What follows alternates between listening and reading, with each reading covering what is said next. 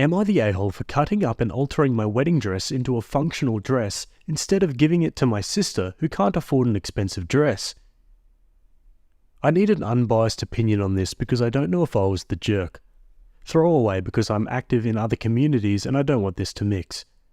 So I was supposed to get married 2 months ago to my ex-partner of 5 years. Sadly, we broke it off because he cheated on me on his bachelor party with a stripper. I had this beautiful dress that cost me around $2,000 out of my pocket. I had been very depressed since everything happened because I felt it was somehow my fault for not being sexy enough or not giving him what he wanted. So last weekend I decided to take my power back and I began altering the dress. I had been sewing for 15 plus years, so I know what I'm doing. I cut it a bit, changed the colour to something less wedding-y, and after a week of work, I had a beautiful gown that I could use for more stuff. The problem comes now. I uploaded that picture of the dress to Instagram with a caption that said something along the lines of, "You can change the worst memories," or some crap like that. My sister hits me up and asked me if that was my old wedding dress, and I told her yes. She then called me and asked me why I had done this. I asked her why it was such a big deal, and she told me that I could have waited till after her wedding. I was so confused. Then she reminded me that when we were staying at the hotel where my wedding was supposed to happen, my mum and sister were there cheering me up, and my sister said something along the lines of, "Oh well, if you're not using it, I will." We all laughed, so I thought it was a joke because it was never brought up again after.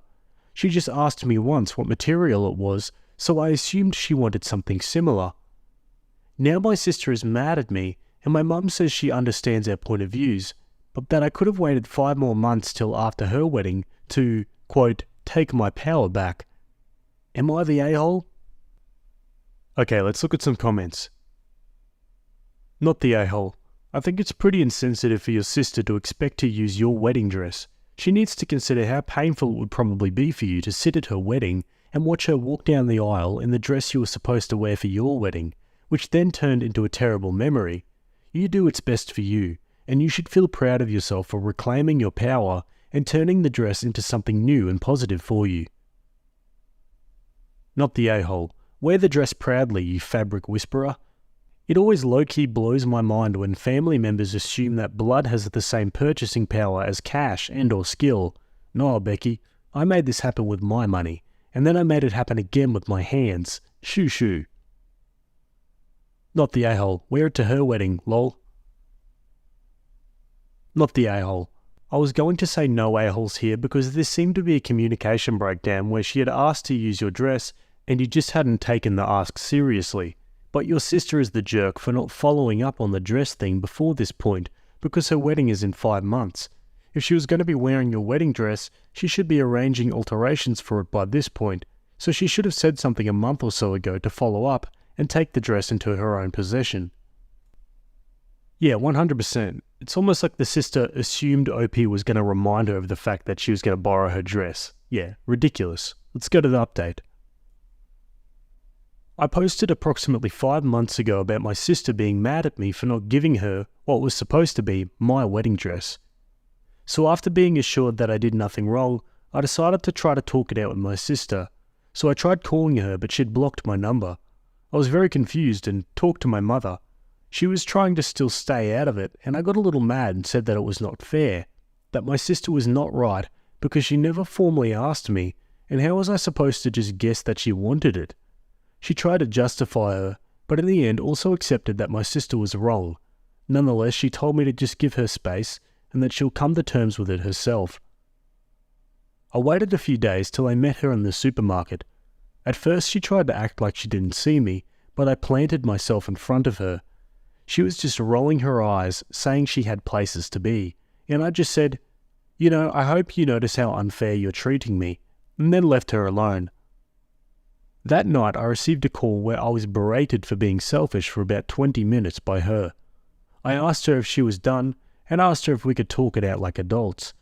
She came over the next night, and we had an exhausting fight, screaming, crying, and after all was said and done, she actually apologized for everything. She was kind of jealous of my dress and of the wedding I almost had, and she was embarrassed that she couldn't afford everything I could, and that she felt like she failed as an adult and as a mother. And honestly, I get it.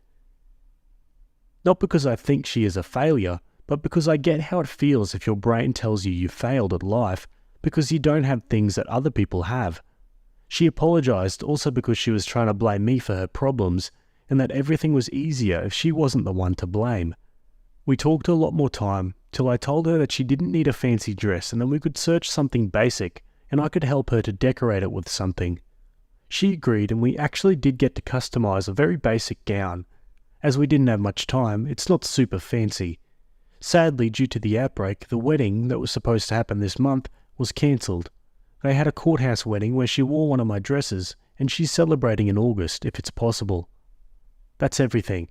So even if I was not a jerk and my sister seemed like a brat, she was dealing with some heavy feelings, and I still love her. Thanks for the judgment and advice. Alrighty, yeah, great ending there. In some cases, maybe a screaming match is a good way to just get everything out there. I mean, it worked in this instance. And good to see that Opie was still willing to help her sister after all that was done. Either way, let me know your thoughts about that one, and we'll go to our next story. Alrighty, this next one sounds like a doozy. It's written by a throwaway account, and it's titled, "My girlfriend wants me to sleep with her twin sister." So, I, 23 male, am in this very bizarre situation right now. I've been dating this amazing girl, 22, for a little over 2 years, and it's been an absolute blast. She's attractive, cheerful, kind, supportive. We have a great relationship. She also happens to have an identical twin, and they're pretty close. They've been staying together here since they started university. They go to different universities though. They're a bit different personality-wise, but the twin is also a very kind girl, and we get along pretty well. Naturally, we all hang out together very often, and I'm pretty comfortable with both of them. I think of her twin as my own sister in a way. Anyway, the twin was dating this guy, 30 male, for almost a year. I never particularly liked him. I thought he was an arrogant prick, but I tolerated him when we all hung out together for drinks once in a while. Well, turns out I was correct. He was cheating on her with his ex, and they eventually broke up. This was 6 months ago. Needless to say that the girl was devastated. She took it very hard. She became kind of depressed, and her self-esteem and self-worth weren't doing that great. The fact that it was her first relationship didn't help either, I guess. She started not wanting to go out that much. We tried to do our best to drag her out, of course, to see and meet new people, and why not even hook up with someone? I even tried to set her up with one of my friends, who was single at the time and honestly a great guy overall, but no bueno. And it's not only us. Her own friends also tried to help her, but she just won't cooperate. She says she wants to meet nice guys, yet she is always whining about it, never liking anyone. She keeps comparing them to that prick. Simultaneously, she keeps whining and saying she's not pretty enough and other crap like that, which is not even remotely true. But no matter how many times we tell her, she just won't believe it. Now I know she's feeling pretty down about the whole thing, and I understand that, and don't hate her, but I'd be lying if I said I didn't find it annoying, because it started affecting our relationship. My girlfriend always worries about her and tries to help her a little too much. They proceed to fight, and then my girlfriend takes it out on me, and we're not even at the good part yet. So yesterday my girlfriend was staying at my place.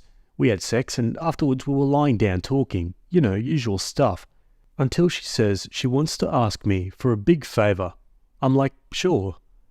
Then proceeds to tell me she'd like me to have sex with her sister. At first, like any sane man, I thought that either she was joking or that I fell asleep and was dreaming I was starring in one of those porn movies with twins. Sadly, she wasn't joking at all, and I was wide awake.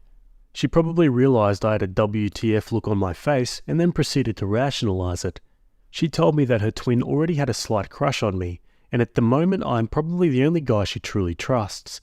She says she thinks it will greatly improve her sister's self-esteem and mood. She told me she already talked about it with her twin, and the twin was okay with it. She reassured me multiple times she won't get mad about it, and she won't even be present. She could just stay at my place while I go to theirs and do the deed. It would only be one time, and I could just pretend her sister was her, she said. Heck, I don't even have to take the whole thing seriously. I just need to have sex with her sister, and then hold her tightly for a bit so that she feels wanted and desired and crap like that. She was practically begging me to bang her sister. Meanwhile, I was standing there listening to her without being able to utter a word. That was how surprised I was. In the end, I said I'll think about it for a bit, and left it at that. I couldn't frickin' sleep that night. That was yesterday. Today, I'm kind of avoiding my girlfriend. We texted a bit, and thank God she hasn't mentioned anything about it. Yet. I'm freaking out. Twin threesome jokes aside, I don't think this is normal. She was talking about it like it was nothing. The sex itself is probably not such a big deal for me. I mean, they look almost exactly the same, and I'm pretty comfortable with her twin. But I think if I accept, it can potentially ruin our relationship. She says she won't get mad, but I heavily doubt it. And I also heavily doubt it will help her sister, unless something suspicious is going on that I'm not aware of. Also, I'm fearing that if I have sex with the twin, not only things might get really awkward between the three of us, but the twin might later get jealous and start sabotaging our relationship. My girlfriend was pretty serious about the whole thing though. She looked like she really wanted me to do it. I'm having some really dark thoughts right now. Perhaps the twin is manipulating her and is taking advantage of my girlfriend and me.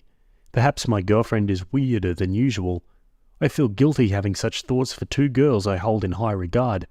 Oh man, I frickin' have no clue what to do. I'm thinking of suggesting that we get her to therapy to feel better or something. I've talked about this with two of my friends, but the frickers just won't take the situation seriously. I'm getting paranoid at this point, but I just don't want to ruin this nice thing I have with my girlfriend. That's all. What the hell did I just read? Yeah, sounds like the start of the end for that relationship. Let's look at the comments. Assuming this isn't a troll post, this is one of the most profoundly terrible ideas I've ever heard. Yeah, definitely do not do this. It'll not only change your relationship with your girlfriend, it'll change her relationship with her sister forever. Maybe it'll only change it slightly, but even that could be the end of things for you. The sister could catch feelings. The girlfriend could change her mind and end up jealous. You could catch feelings for the sister. Anything could happen, and almost none of it is good for you. And honestly, it's a little demeaning to you. Are you some dick rental service? Here's what you do. You sit them both down and say, I care very much about you both, and I know how much you mean to each other. I would never dream of coming between you, phrasing, so I don't think that's a good idea. Sister, you're attractive and worthy of love. You got hurt and that's not your fault. Girlfriend and I are going to be here for you, and someday soon you're going to find someone who deserves you. Then give them both a big hug and go bang their mum. Off the bat, holy frick man, I'm so sorry you've been put in this situation. I frankly find it unacceptable for your girlfriend to ask that of you. If anyone should feel guilty here, it's not you. I can understand trying to help her sister, but that is a really warped way to go about it. Her sister, from what you described, needs therapy and counselling for her self-esteem issues. I feel without that she will only worsen. I believe your girlfriend also would benefit from some mental guidance. It speaks volumes that her rationale for solving her sister's issues is for you to sleep with her. You tell your girlfriend no. No, no, no, no, no. Explain to her that you care too much about her to have sex with any other girl, and tell her that it would not feel right or even ethical to you, that you do not think of her sister that way, that you regard her as a sister. Heck, you're within your right to be really ticked off that she asked this of you, as if you're just some stud for hire that she can randomly tell who to F. This would be a very unhealthy dynamic, not just for the two of you as a couple, but for the girls as sisters. Very unhealthy. And I think this twin would freak the F out during or after. This is the most ridiculous idea your girlfriend could have come up with. Or, if you're right that the twin thought of it, the most ridiculous idea your girlfriend could have agreed to. Do not even consider doing this. Your girlfriend is not thinking clearly and is frankly treating you as if you're not a person. Red flags as far as the eye can see. Yeah, some funny comments in there, but that one was spot on for sure. Let's go to the update. I read and skimmed through most of your comments, guys. Anyway, here's a brief update. So I met with my girlfriend earlier today, and it went pretty good, I think. We met and talked. She brought it up. Turns out she was feeling like crap the whole time yesterday, deeply ashamed and terrified. She started crying, saying she was regretting it all day yesterday, and she now is 100% sure she doesn't want to share me with anyone. She doesn't even want to imagine me being inside another woman, and was terrified that if I said yes, then she wouldn't be able to do anything to stop it since she suggested it. She mentioned that she is deeply sorry and is now afraid that I think she's not normal and I'm going to leave her and stuff. I reassured her that I love her, I think she's perfectly normal, and I'm not intending to leave her or anything like that. Once things calmed down a bit, we talked about what prompted it. Apparently she and her sister talk an awful freaking lot about sex and relationships and are very open about it, which in turn means they're talking about our relationship and me a lot. According to my girlfriend, the sister has fantasized quite a few times about me, how I would look naked or when having sex, but my girlfriend never thought anything of it since it wasn't particularly serious, as in I'll steal your boyfriend, and to be fair, throughout the relationship, I never once got the impression that the sister was hitting on me at any point or doing something looking to escalate things. My girlfriend admitted she was actually flattered her sister found me attractive and desirable. Things got more intense this last month though, and the sister was way more vocal about it. My girlfriend eventually started entertaining the idea of me getting intimate with her sister. Not in a it's hot kind of way, but more of a wanting to share something I greatly treasure kind of way, as per her words. They talked about it and the sister was very on board with it. And that's pretty much it. We're both meeting the sister in the evening to clear things up. Hopefully things go back to the way they were. I mean, it's not like anything bad has actually happened. Yeah, good that they're not following through with that. I think it's ambitious to think that things will go back completely to normal. I mean, there's always going to be that knowledge that, yeah, that this happened and, this is how the twin sister actually thinks about you. It's going to be a little bit weird for a little while, I think. Anyway, interested to hear your thoughts about that one down below. Otherwise, let's go to the next story. Okay, this one was from the Relationship Advice subreddit. It was written by a throwaway account, and it's titled, I am struggling to come to terms with my fiance's decision. My fiance and I have been together for a couple of years now. When we first started seeing each other, we were both on the same page as far as goals for a relationship. We both wanted a child and to get married. Everything has been great. I adore him, and I know he loves me as well. I've never had such a great relationship. Recently, I've been faced with some medical issues that have left us with the choice to have a child now or never have one at all. This was very hard to come to terms with, but I know that I would rather try now than risk never having one. He, on the other hand, said he wasn't ready. He explained to me why he isn't. He's worried about finances. He's worried about our relationship failing because of stress.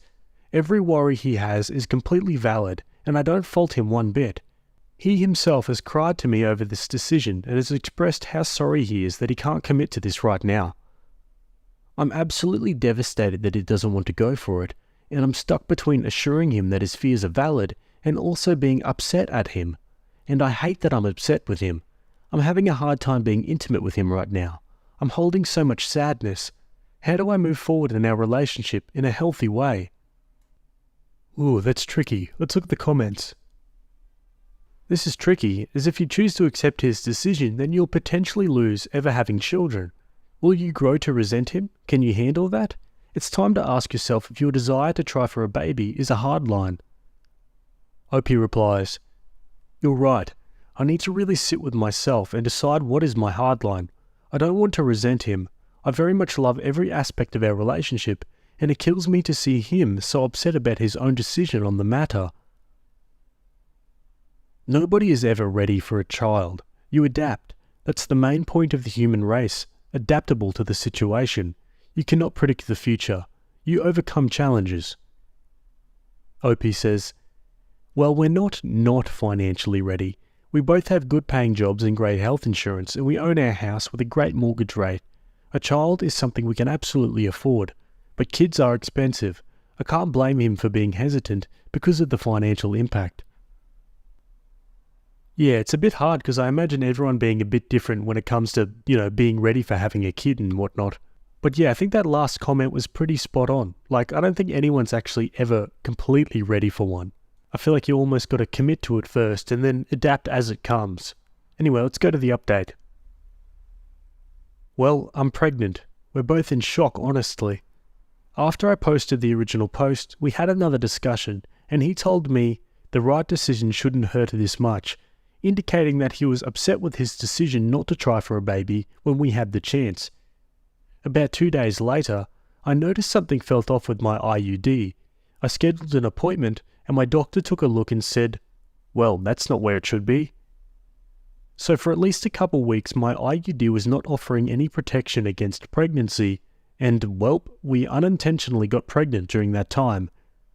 However, it's all okay.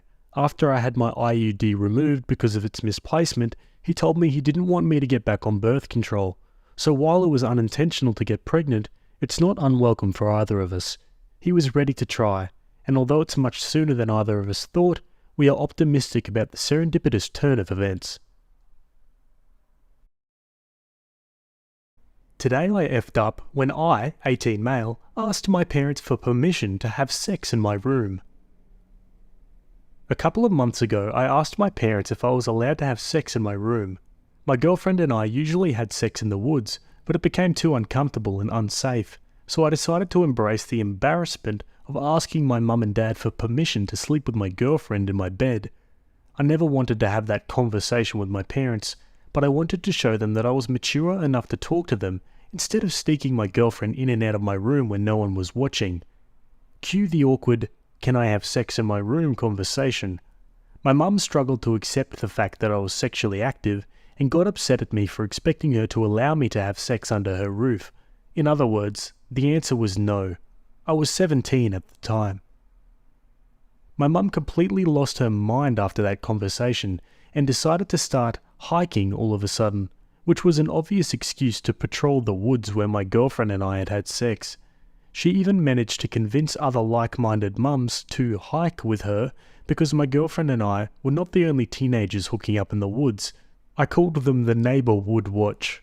My girlfriend and I were forced to go deeper into the woods to lower the risk of not only being caught by real hikers, but also by mother hikers, aka the neighbor wood watch. I was confidently leading the way to our new sex spot until I realized I had no idea where we were anymore. I was low-key experiencing post-nut clarity, but without the nut. There were no signs or trails anywhere. My girlfriend and I spent most of the afternoon retracing our steps instead of having sex. I don't know how long we were lost, but it was beginning to get dark when we made it out of the woods. My girlfriend was not happy with me at all. She made it clear that she was done effing in the woods forever. My mum successfully made the woods F-proof and cock-blocked me. Not much has changed since I turned 18. I'm still living at home with the leader of the neighborhood watch. My girlfriend and I are not having as much sex as we used to because the woods are off limits and we're too poor to pay for privacy. For the record, if you're in my position due to the increase in mums in the woods, I'm sorry. What the hell did I just read? But seriously, why do parents care so much about things like this? Like, you're 17, 18, of course it's going to happen. That being said, you might know it's happening, but as a parent you probably don't want to be told about it, especially not when and where it's happening every time. So I can kind of understand the uncomfortability, but like seriously, the neighbor would watch? Oh, that killed me. Let's go to the comments. While the mums are out hiking, do it in your room. Hey mum, me and girlfriend are just going to the woods for a walk. Wait until she leaves the house, come back and bang in every room to assert dominance while she's out looking for you in the woods. I'd say this topic falls solidly in the category of better to ask for forgiveness than permission. Similar, but with a twist of malicious compliance. My friend found out his daughter, over the age of consent, had been having sex with her boyfriend in her room. He said, "I thought the rule was no closed doors if there's a boy in your room." To which his daughter replied that they hadn't shut the door. Just relied on the rest of the family not coming upstairs. My friend is not happy with his children growing up, but prefers that they are safe, not lost in the woods. Your mum sounds like she's having trouble processing this. Of course, the emotional and mentally mature response would be, "I know you have sex, you should be able to have sex indoors without being in the woods like an animal. Just be safe and use protection." But she's freaking the whole F out on you, and I'm sorry. As parents, we must come to terms with the fact that one day our precious little angels are going to become sexually active. When that day comes, we must teach them that sex isn't a bad thing, it's perfectly normal, and as long as protection is involved, healthy and harmless. Some people truly cannot grasp this, and they act like total fools when faced with this reality, when of course teen sex happens. That's when humans are at their horniest. She's also probably trying not to let her mistakes she made when she was your age happen to you, And man, let me tell you, those mistakes are going to happen, whether you gather a group of gaggling mum Karens or not. Okay, on to the update. Better to ask for forgiveness than permission. I listened to Reddit and convinced my girlfriend to sleep with me in my room when my parents were out of the house. My girlfriend and I managed to get away with it. Twice. The first time was easy. My mum was my dad's +1 at a business event that finished late enough for me to have sex in my own bed and cuddle afterwards. The second time was not that easy because my girlfriend noticed all the mouse traps in our house during her first visit and became aware of the fact that we had an obvious mouse problem. Her fear of mice, which I never even knew she had, was bad enough to override her desire to have sex with me inside my house. I suggested an alternative, my dad's 1989 Toyota Corolla that was gathering dust in our garage. The car was no longer in working condition, but at least it was mouse-free. I checked. Instead of sheets, my girlfriend and I had seats. In other words, we would still more or less have privacy since we were still technically at my house, but the risk of spotting Stuart Little's offspring was somewhat lower. My girlfriend and I waited for another window of opportunity before getting naked in the back seat of my dad's Corolla. It was hot. Literally. No aircon and none of the windows rolled down. Still had sex though. Cue to the third time my girlfriend and I hooked up at my house.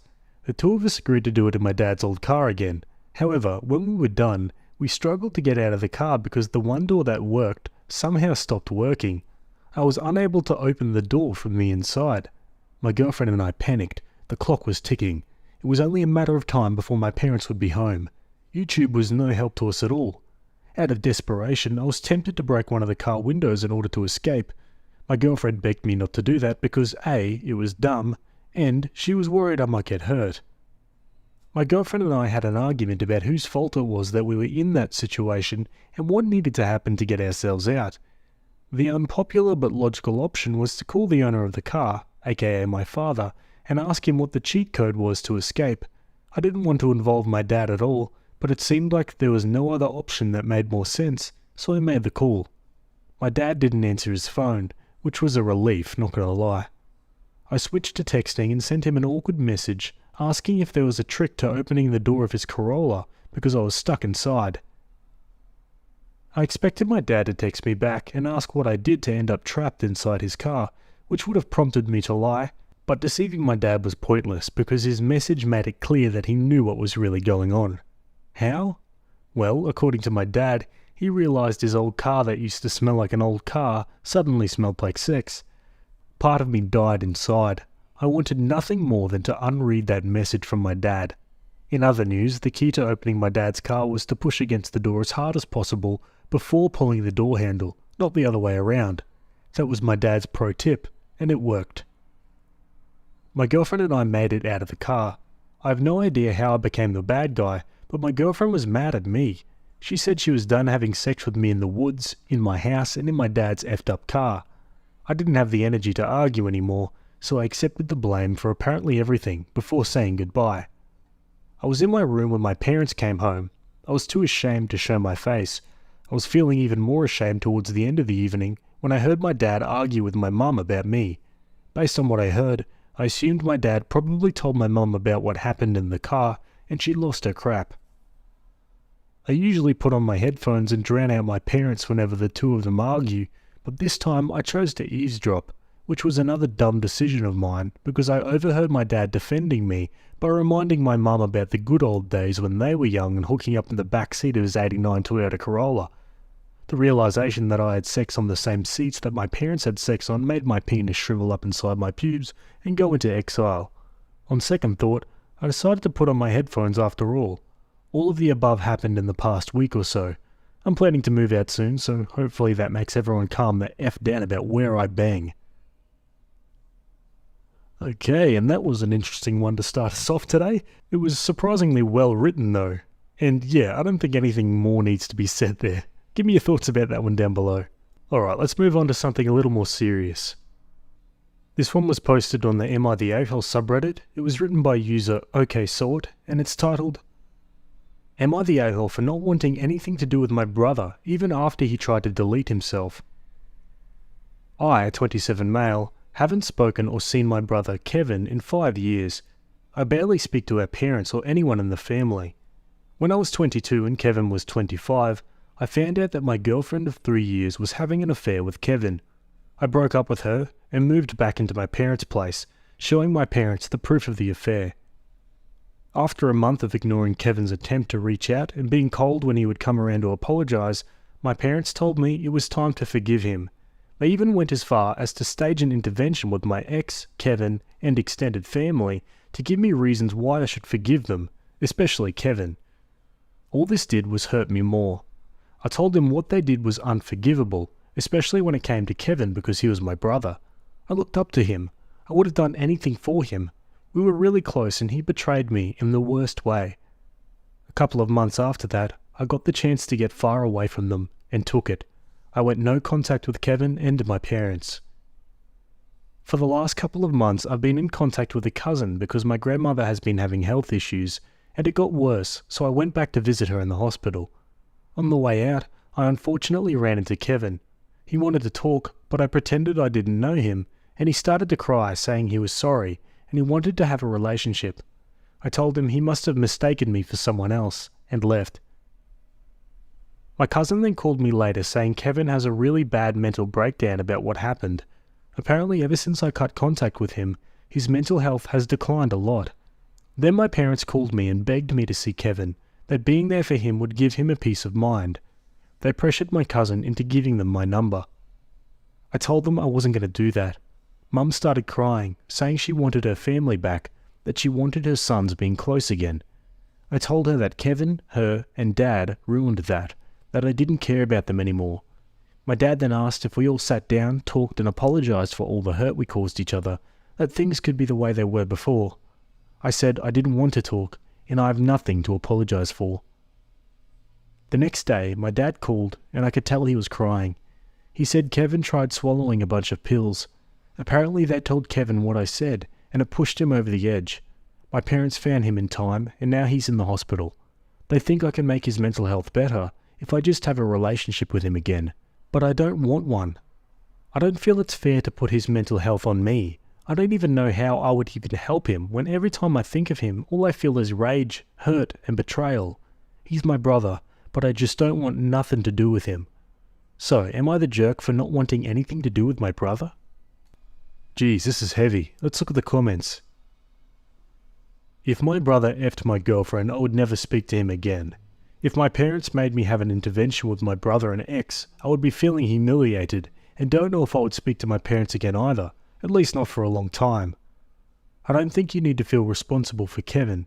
Just because he's your brother, it does not mean he suddenly deserves forgiveness for having an affair with your girlfriend.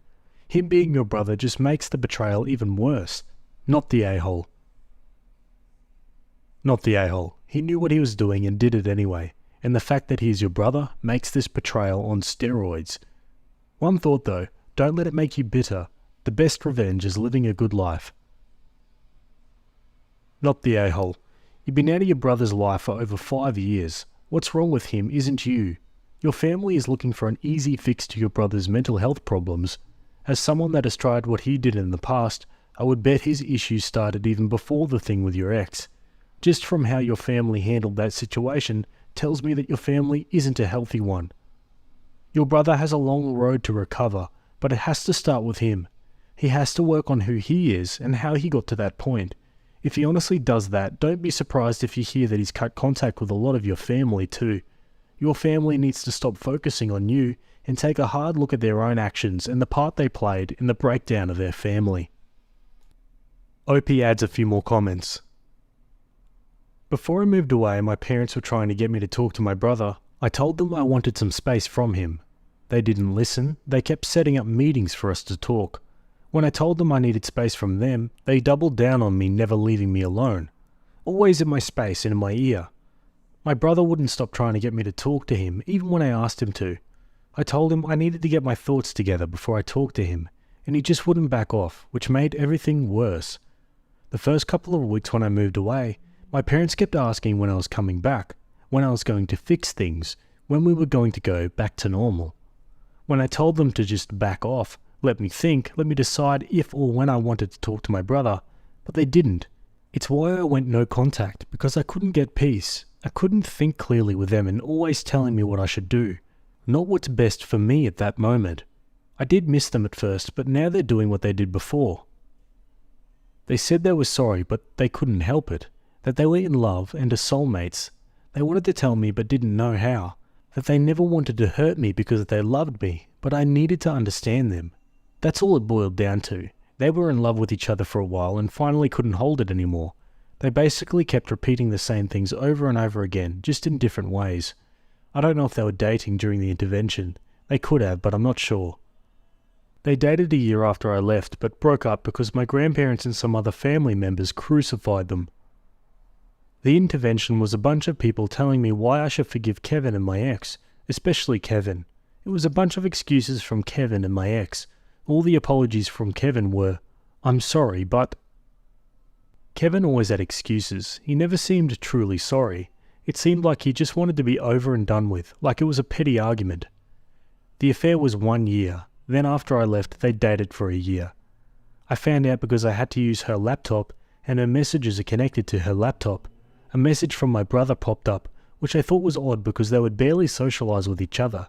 So I decided to check the messages, and there were pictures, videos, and texts. Wow, what a horrible way to find out your girlfriend's cheating on you with your brother. Jeez, let's go to the update. First of all, I want to say thank you for everyone's advice and how they've experienced similar things and how they dealt with it. I know I didn't reply much, but I read everything, so thank you so much. First things first, a bunch of people were saying I should thank Kevin for saving me from my ex-girlfriend, which is really horrible because he's my brother, not some random dude. No, I don't want Kevin to die. I just don't want a relationship with him. I was going to propose to my ex. My brother knew this. He knew how much I cared about her, so yeah, I'm not thankful towards him at all.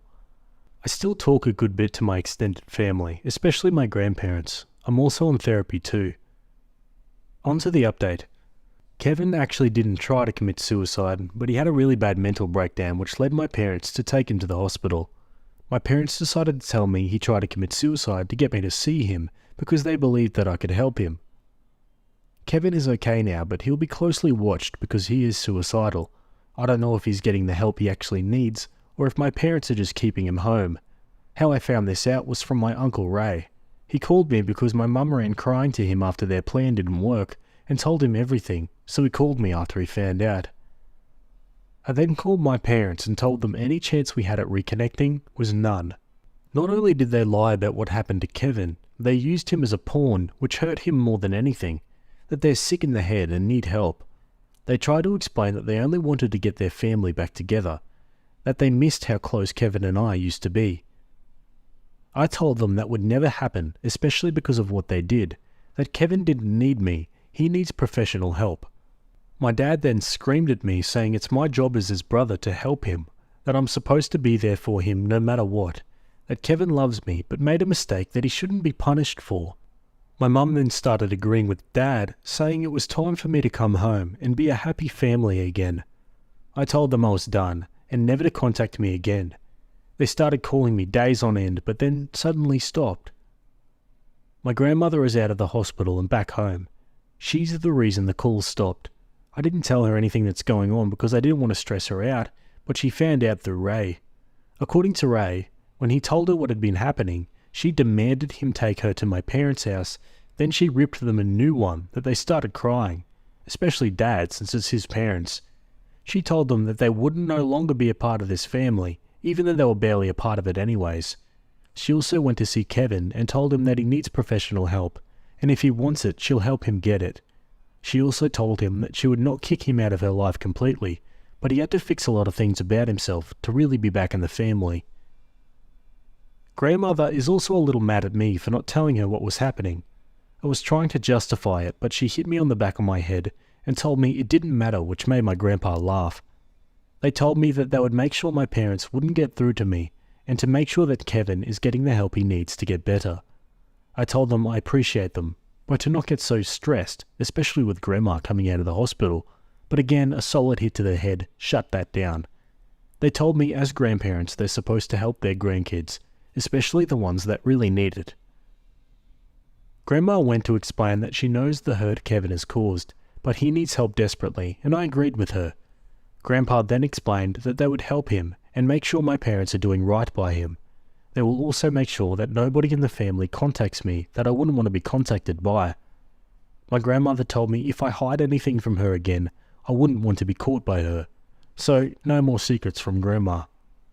So that's it for now. Kevin should be getting the help he needs, and my parents are getting their asses kicked by Grandma. I'm fine with how the situation ended. I've been staying in contact with my grandparents more, and I've been talking to more family.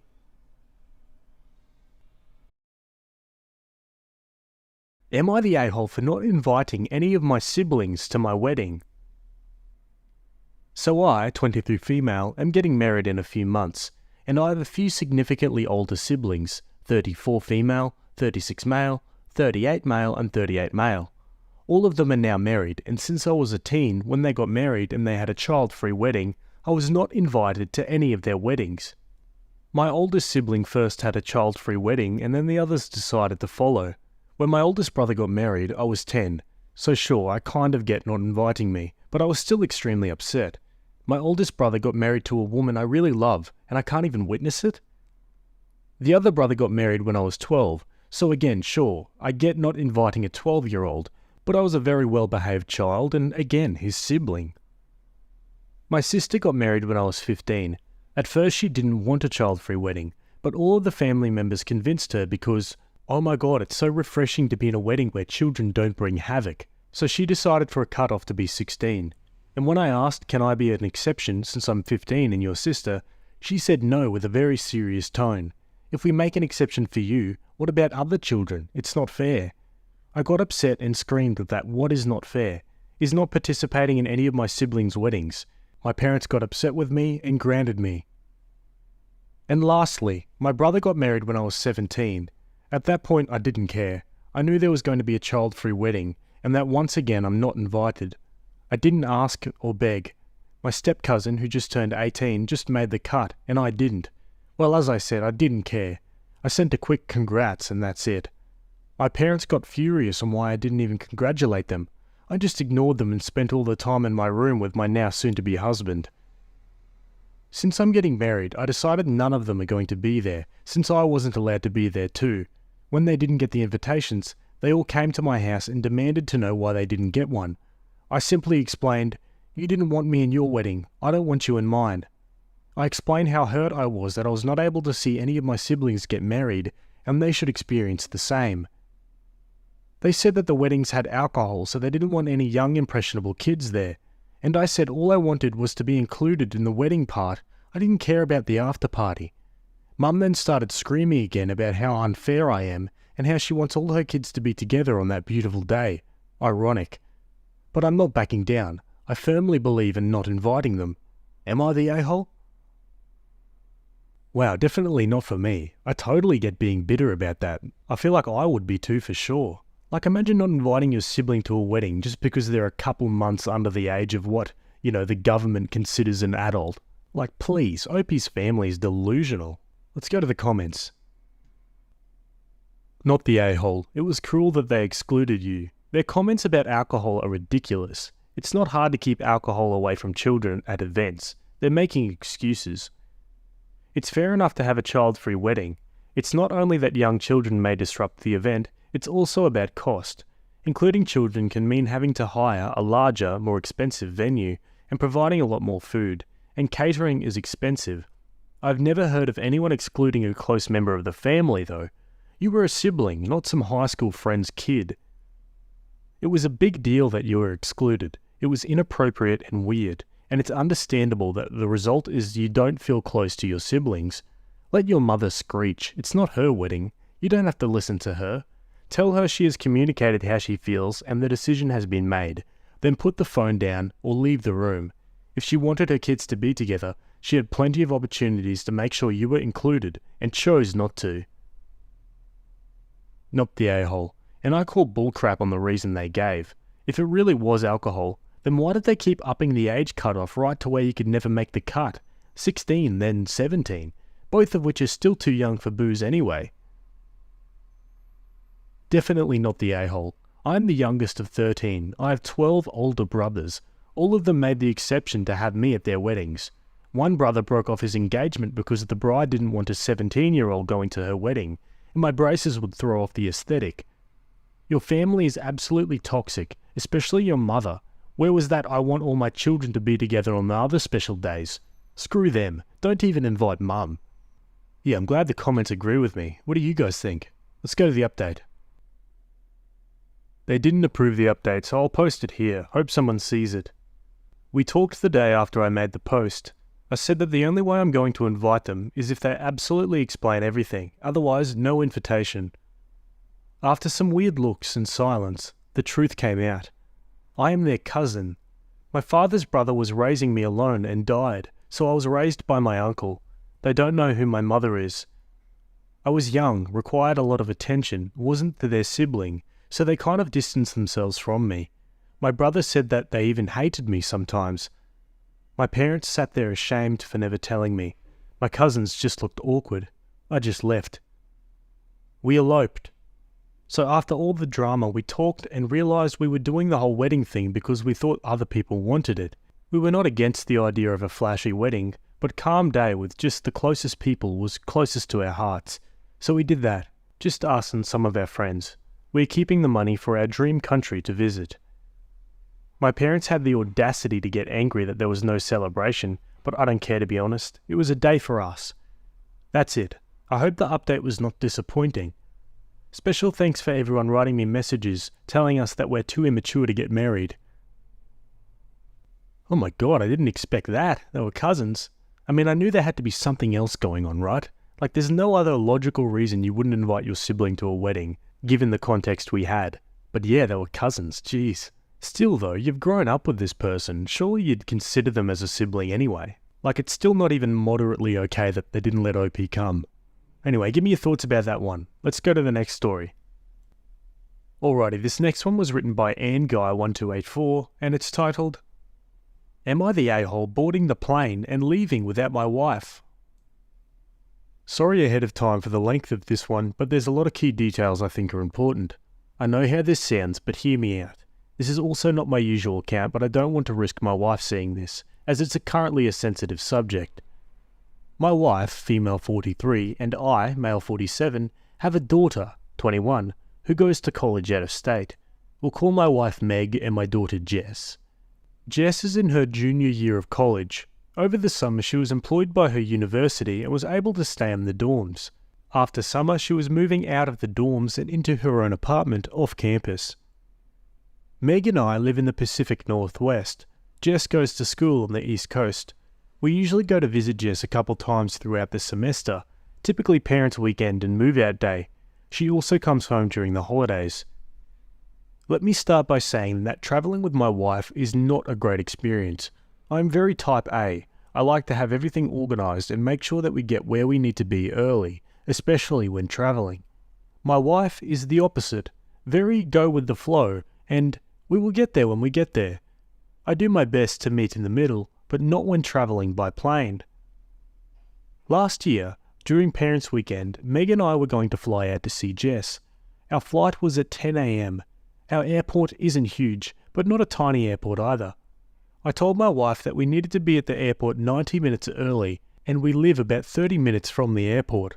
This being said, I wanted to leave at the very latest by 8, since we would also need to park and walk for a little bit.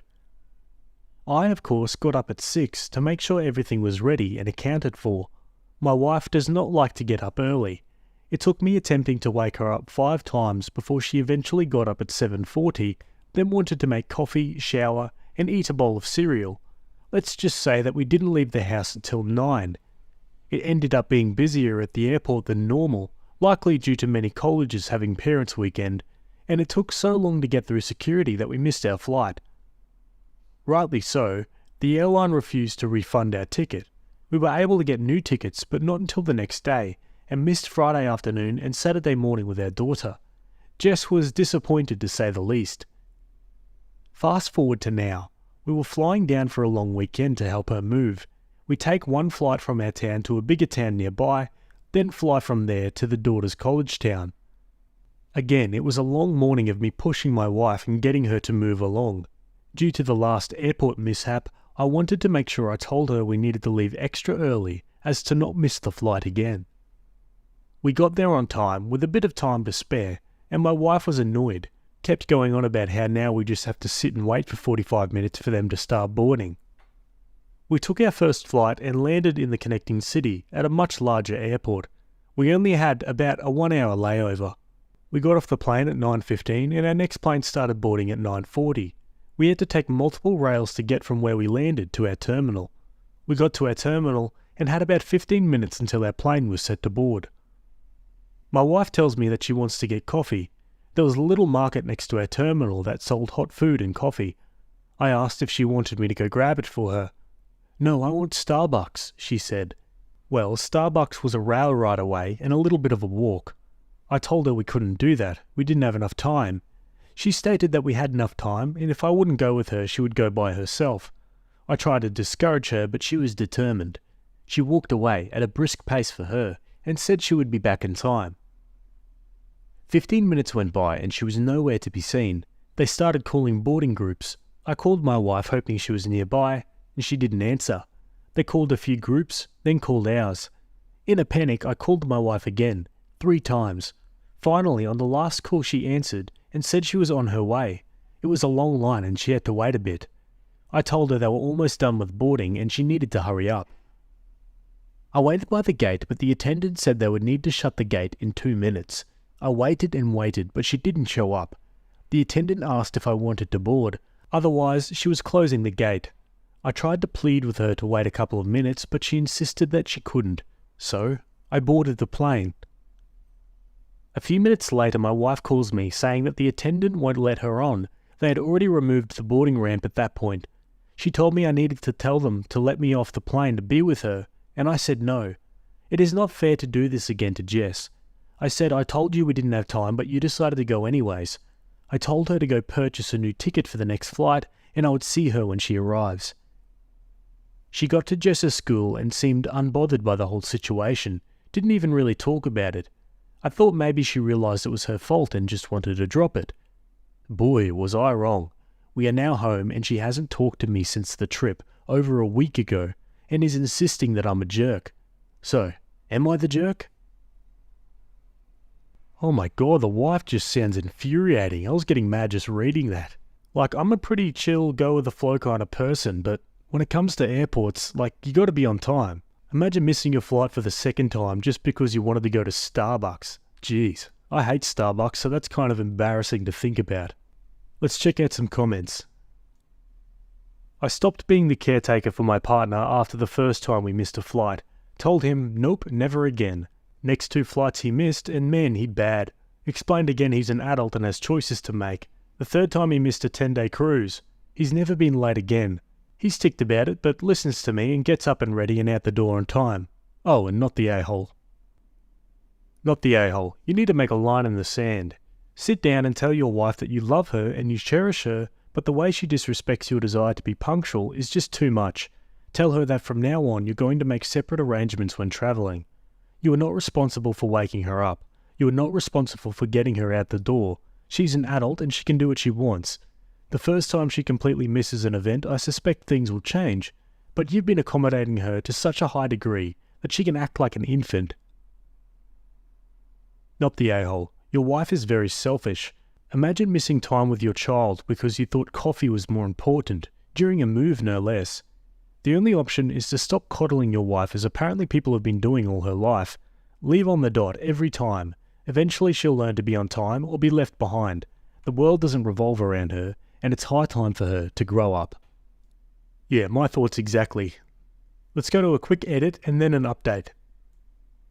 Wow, I know a lot of people say this, but I really didn't think this would get as big as it did. Thanks everyone for the responses. I've been trying to read them in batches when I have time, because I've been getting some good suggestions. I wanted to answer a couple questions I saw, as well as add a bit of extra info. For those who are outside the USA, PNW is Pacific Northwest. As far as how she acts in other situations, she generally doesn't have any issues. She is never one to be late to work or anything like that. It just seems like travel is her poor area. I never noticed things like this until we started travelling often to see our daughter. This is why I never considered ADD or ADHD. She really shows no other signs of this.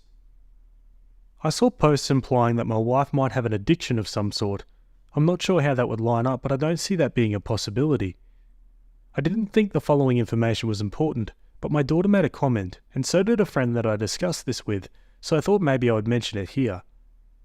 Jess is not Meg's daughter. I was married once before, and my wife unfortunately passed away due to complications during Jess's birth. I remarried Meg when my daughter was 6. My daughter made a comment that Meg doesn't like to want to come see and help her, and that's why she's always running late. But I have offered to go alone, and Meg was always very against that idea, so I wouldn't think that's the case. Okay, now for another quick comment from OP. I can't say that Meg and Jess have had the easiest relationship. Meg always wanted to have another child, but we were unable to conceive. She did make comments that she wanted children of her own, and that caused a little rift in our relationship at the time, because I wanted her to see Jess as her daughter, but they never really had the typical mother-daughter relationship. It was always very much pushed that Jess was my daughter. Meg did make comments about being excited to have an empty nest, but I assumed that this was just because we would have more room. Jess is a great kid, and really never says anything bad about anyone, but she has made comments before stating that she thinks Meg is jealous of her, but this never made sense to me. She's also told me that she doesn't want Meg to come to her school for Parents' Weekend, as she would rather just spend it with me, or wait for Father's Weekend. But Meg always said she wants to go, and I've never gone without her. This being said, I've never seen any negativity directed at Jess from Meg, or resentment. Maybe I'm missing something. That is an interesting bit of information actually. I mean, obviously Meg's never going to admit it if she feels any sort of jealousy or resentment towards his daughter, but things like that do happen in these sort of dynamics quite a lot. Alright, let's go to the update. Hi everyone. Thanks again for all the advice. I read as many of the comments as I could and took in all the information. I wanted to provide an update. My wife finally started talking to me again. When she did, I told her that I wanted to have a conversation about the situation, but I wanted to give it a couple days for emotions to settle down. Some of the comments here gave me a great idea, and I wanted to see what she thought about it. For all future trips, I will have my tickets, and she will have hers. I typically drive to the airport and leave my car in one of the pay lots, so I would drive myself and she could Uber. She will have all the freedom. She wants to do what she wants, but it's up to her to arrive on time and board the plane. I let her know that it was starting to feel like I needed to keep track of both of us.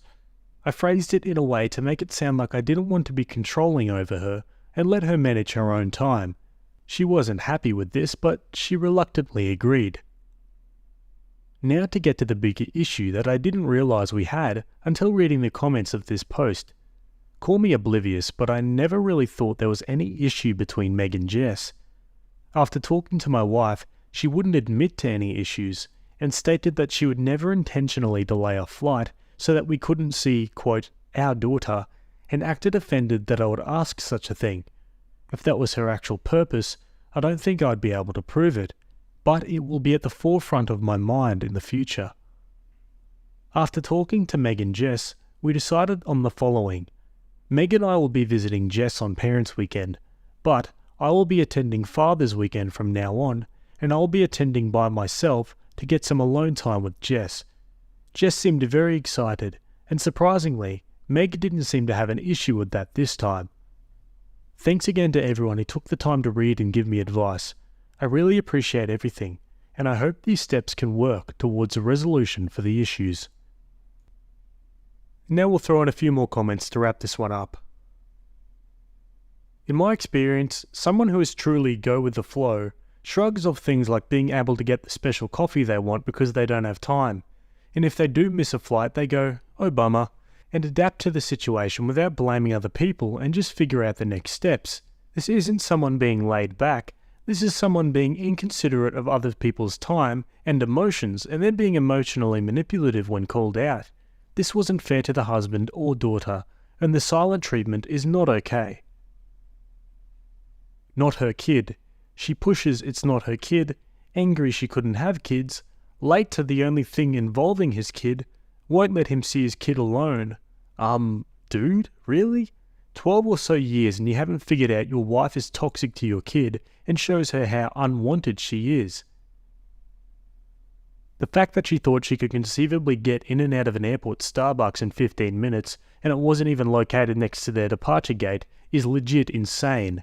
I can't even get out of the Starbucks by my job in 15 minutes, and I always order ahead in the app. I wouldn't even bother with an airport Starbucks unless I had a 2-hour layover. That's how paranoid I am about missing my flight. I have a feeling this isn't concluded. Wife resents daughter since she couldn't have her own. Wife is excited to be an empty nester. What happens when daughter gets married and has grandkids? I hope OP manages to make it work, but the wife is the problem here.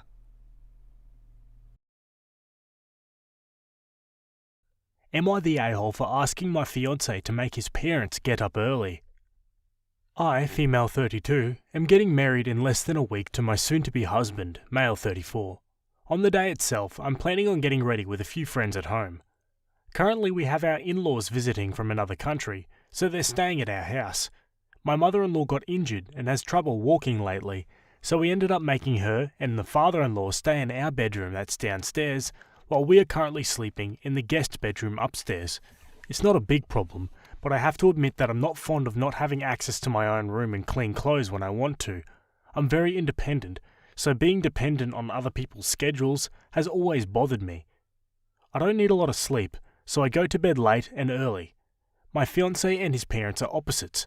They go to bed early and like to sleep in, so I'm waiting for around 4 to 5 hours every day to get my clean clothes, because by the time I start thinking about getting clean clothes for the next day, they've already gone to bed.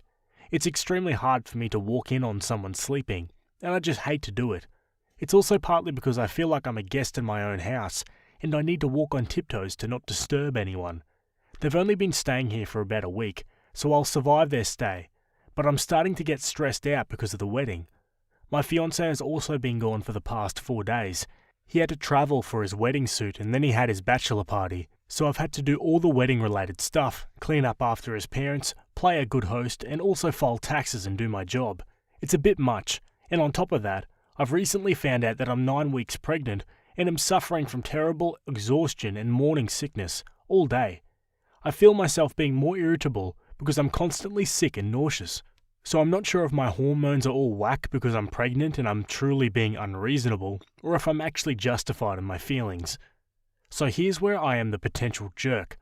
I spoke to my fiancé yesterday and I asked him to tell his parents to rise early on the day of the wedding so I can have access to my things and not have to worry about waiting for them for several hours. He called me selfish and said that I couldn't ask that of people. I hate to pull the "but it's our wedding day" card, but I feel like I'm not being unreasonable asking them to do this for my stress levels. So, am I the a-hole for wanting my mother-in-law and father-in-law to get up early on the wedding day so I'll have full access to my own bedroom and things without feeling like I'm not allowed in there? Whew, this is a hard one, I think. Let's have a look at the comments. Not the a-hole. People need to get a grip. You're already extremely accommodating, and it's definitely not an unreasonable request to have access to your own frickin' room on your wedding day. I definitely wouldn't have let them stay there at all a week before the wedding, so you're already very kind and patient. Having boundaries is not equal to being a jerk. You don't need to bend backwards on your own wedding day just so they can sleep in. Tell your fiancé they either need to get up early or get a hotel for that single night. This is still your home too. Not the a-hole. His parents should respect your space and the occasion. Could they not stay elsewhere the night before the wedding? That way you can have space to get ready. In my country, the bride and her wedding party get ready separate from everyone else. Why would they even be in your house on the wedding morning? Tell fiancé you need the house for the wedding day and he needs to get him and his parents hotel rooms, or they could just get the F up early. It's a big day and you need every second. So very not the a-hole. Yeah, hard to disagree with those comments there. I think OP maybe could be a little bit more prepared in getting her stuff ready before the parents go to sleep, but at the end of the day, yeah, it's her bedroom. Alright, let's go back. Edit. Okay, so I think I've been a bit unclear. I'm currently frustrated because of the clothing issues, but I readily admit that it's due to my own bad planning. There's no excuse. I've just been swamped and I'm frustrated at myself for this. I provided this context because I thought this, plus my hormones and nausea, might be clouding my judgment. What I'm actually asking for is to have my master bedroom on the morning of the wedding day. In order to save money on makeup and hair, I have 2 good friends helping me get ready the day of the wedding. We would therefore need the space to fit 3 people and the upstairs bathroom only fits one person. We would start around 8:30ish because I have to leave the house around 12. As things currently are, I have enough space in the guest bathroom for my daily routine because I don't wear makeup, thank you Accutane, on normal days, and don't need to do much to my hair other than brush and braid it. So I'm not asking for the space until Saturday morning, and I'm not blaming my in-laws for me allowing them to stay in our bedroom. They're wonderful people, but they have lived incredibly hard lives and this is their first vacation in 20 plus years, for family, economic and health related reasons, which is why I have been hesitant to be anything but accommodating towards them. I hope this clears things up a bit. Second edit. I am not on Accutane currently and haven't been for more than 6 years. Accutane is extremely potent and very dangerous to take if you're trying to become pregnant or if you are pregnant. If you have a doctor that doesn't test you for pregnancy regularly while you're on Accutane, then you should really get a second opinion. Now for some more comments. What is mother-in-law's injury and could this be a ploy to get the bedroom? OP replies, she has a heart condition, asthma and arthritis, which all makes it super hard for her to keep super active, even though she tries. This means that she had a pulled muscle in her calf and has a pinched nerve or maybe even something more serious. Happened during her flight over here from Australia to Europe. There is definitely no ploy, and she offered to sleep on the couch instead, which I absolutely would not allow her to do given her arthritis. Why can't your fiancé get them a hotel room? OP replies, because my fiancé hasn't seen his parents in over 3.5 years, since they're from Australia and we live in Europe. So he asked if I was okay with them staying with us because he wanted to spend time with them, even if his insanely horrible planning had him away for 4 days. Is this out of character for your fiancé? OP replies, because it's an out of character thing for him, he's usually very supportive and kind to me, but I know he's been very worried about his mother, so I also know that this response is partly because he doesn't understand the amount of preparation that goes into getting ready for a wedding. He thought I could get ready in half an hour, since I can normally get ready in 15-ish minutes, and because he just doesn't want to inconvenience his mother due to her health issues. You said he misses his parents, yet also is gone all the time. What gives? OP replies, my fiancé is a horrible planner, and I already have had many disagreements with him on this, especially regarding the wedding. He spent 4 days away due to an amalgamation of unfortunate events and his bad planning. He left for Berlin where he is getting his suit made. We do not live in Germany, because that's where I had my dress made. I found a specific designer and fell in love with the dress, and he'd been burnt by several tailors. Not a good fit, not delivered on time, etc. in our own country. We were both supposed to go to Berlin to get our suit and dress 2 weekends ago. My dress was ready, and his tailor effed up and didn't have the right suit delivered, so we had to go this week instead. His bad planning, however, was that he left the early afternoon before and then spent the following day at the tailor's and then missed his plane, the last plane out of Berlin for the day, and had to wait an additional day before he got home in the evening. The next day, yesterday, he went to his bachelor party.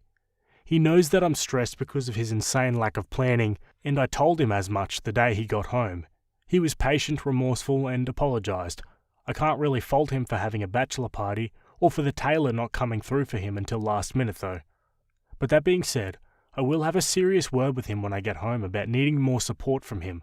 I've been out all day running errands while he's taken his parents for a bit of sightseeing, which I don't mind in this case, but I also don't need the added stress of playing a tour guide the week before the wedding, and I've told him as much when their travel dates were confirmed. Okay, let's go to the update now. First of all, thank you all for your comments and advice. It really meant a lot and I followed some of it.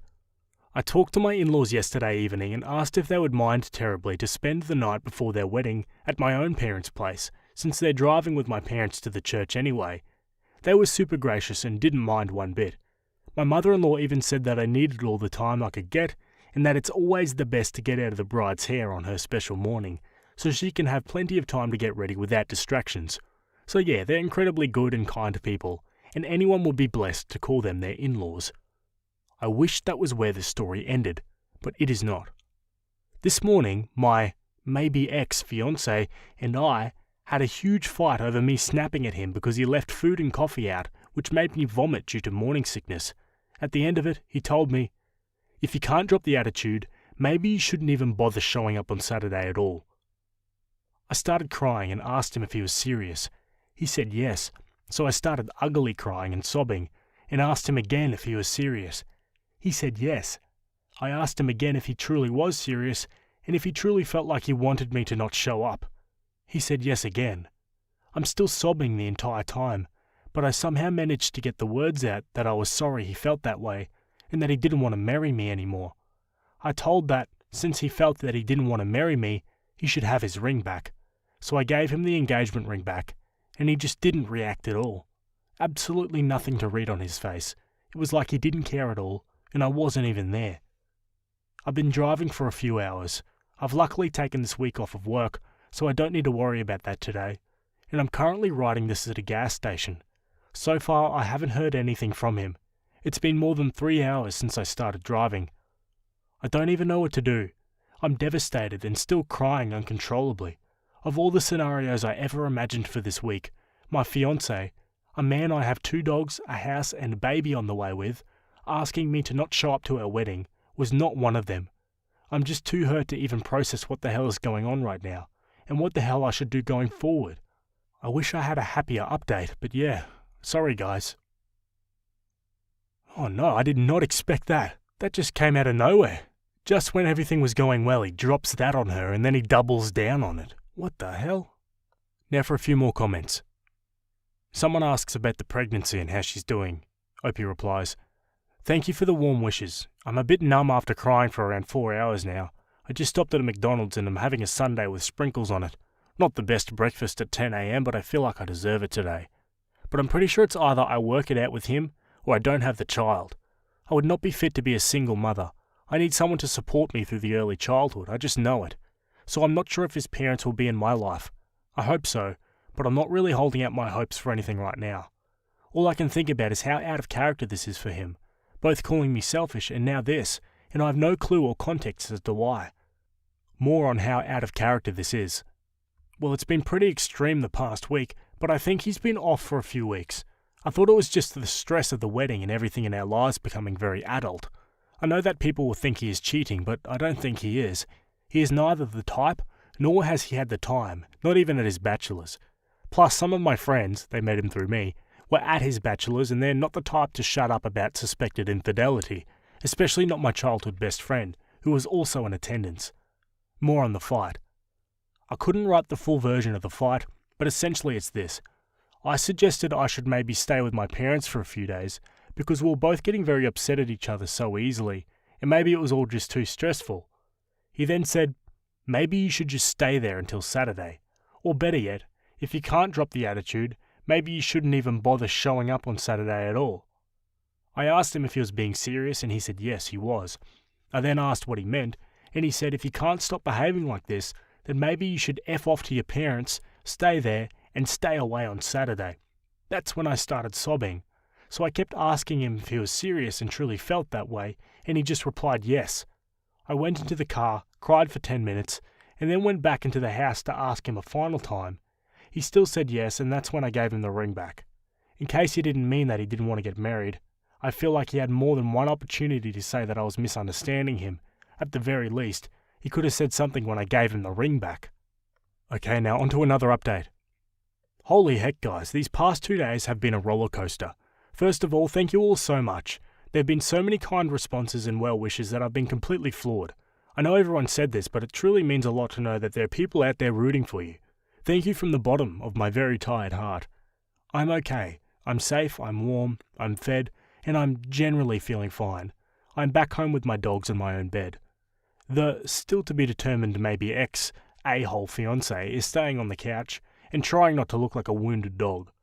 Apparently he realised his F-up the minute I gave him the ring back, and has told me he basically didn't compute what the hell was going on, which is why he didn't react. He's described it as an out-of-body experience. He didn't really understand what was going on until his parents were yelling at him a few minutes later. They'd overheard our fight and were very upset with him. In the end, they ended up contacting me, telling me that he was driving around looking for me and had forgotten his phone, and if I was okay. Mildly put, they had technologically impaired and had a hard time unlocking a-hole fiance's phone to find my number. I ended up driving most of the day and coming back to the house around dinner time. A-hole, to be determined if he still is fiance, had come home in the meantime and had written me a wall of text apologising and begging me to talk to him. He word vomited his apology and admitted to being freaked out about everything, especially the pregnancy happening so fast, and he called himself a self-sabotaging idiot. He also said that he did not mean what he said at all. Basically, his a-hole response was because he misheard me when I had said that his parents didn't deserve him being away for 4 days, as though I had said his parents didn't deserve to be in our house. So he reacted so strongly because he thought I was insulting his parents. Not that it's a valid excuse, but it does clear up why his response was so out of character. He also admitted to me that, after seeing his mother's bad health, he has been extremely worried about her, and he is afraid that she is dying, so he has dealt with extreme guilt for leaving them for the 4 days. I barely spoke when he apologised, which then made him cry. First time I've ever seen him cry, and begged for a chance to make it up to me. He already started by asking if he should find himself a hotel room so I had the house, or if I preferred to stay at a fancy spa hotel, or how I wanted to do things. I decided that he could sleep on the couch for the time being. At least he, without any hesitation or being told to do so, have been running wedding errands all day and sent me a message that he will do all the wedding related stuff unless I want to do anything. He also looked up couples therapy and has sent me a few options for dates. Unfortunately, none of them are until next week or after, but he has said he wants us to go no matter what, if I end up giving him a chance to make things right. So his parents are basically shunning him and not talking to him, and I'm still making my mind up on whether or not to go through with the wedding. I haven't accepted my ring back yet. He did ask me if I thought I would ever consider marrying him again at any point, given what he said, but I've decided that I'm definitely having a party on Saturday. The question is whether or not I'd like to have him there as well. All in all, this is a roller coaster, and I feel like I'm still free-falling. The hormones don't help either. At least I can relax today and finally catch up on some Diablo 4, since a-hole, soon to be determined if he is fiance, is taking care of the wedding stuff. Phew, thank you again everybody.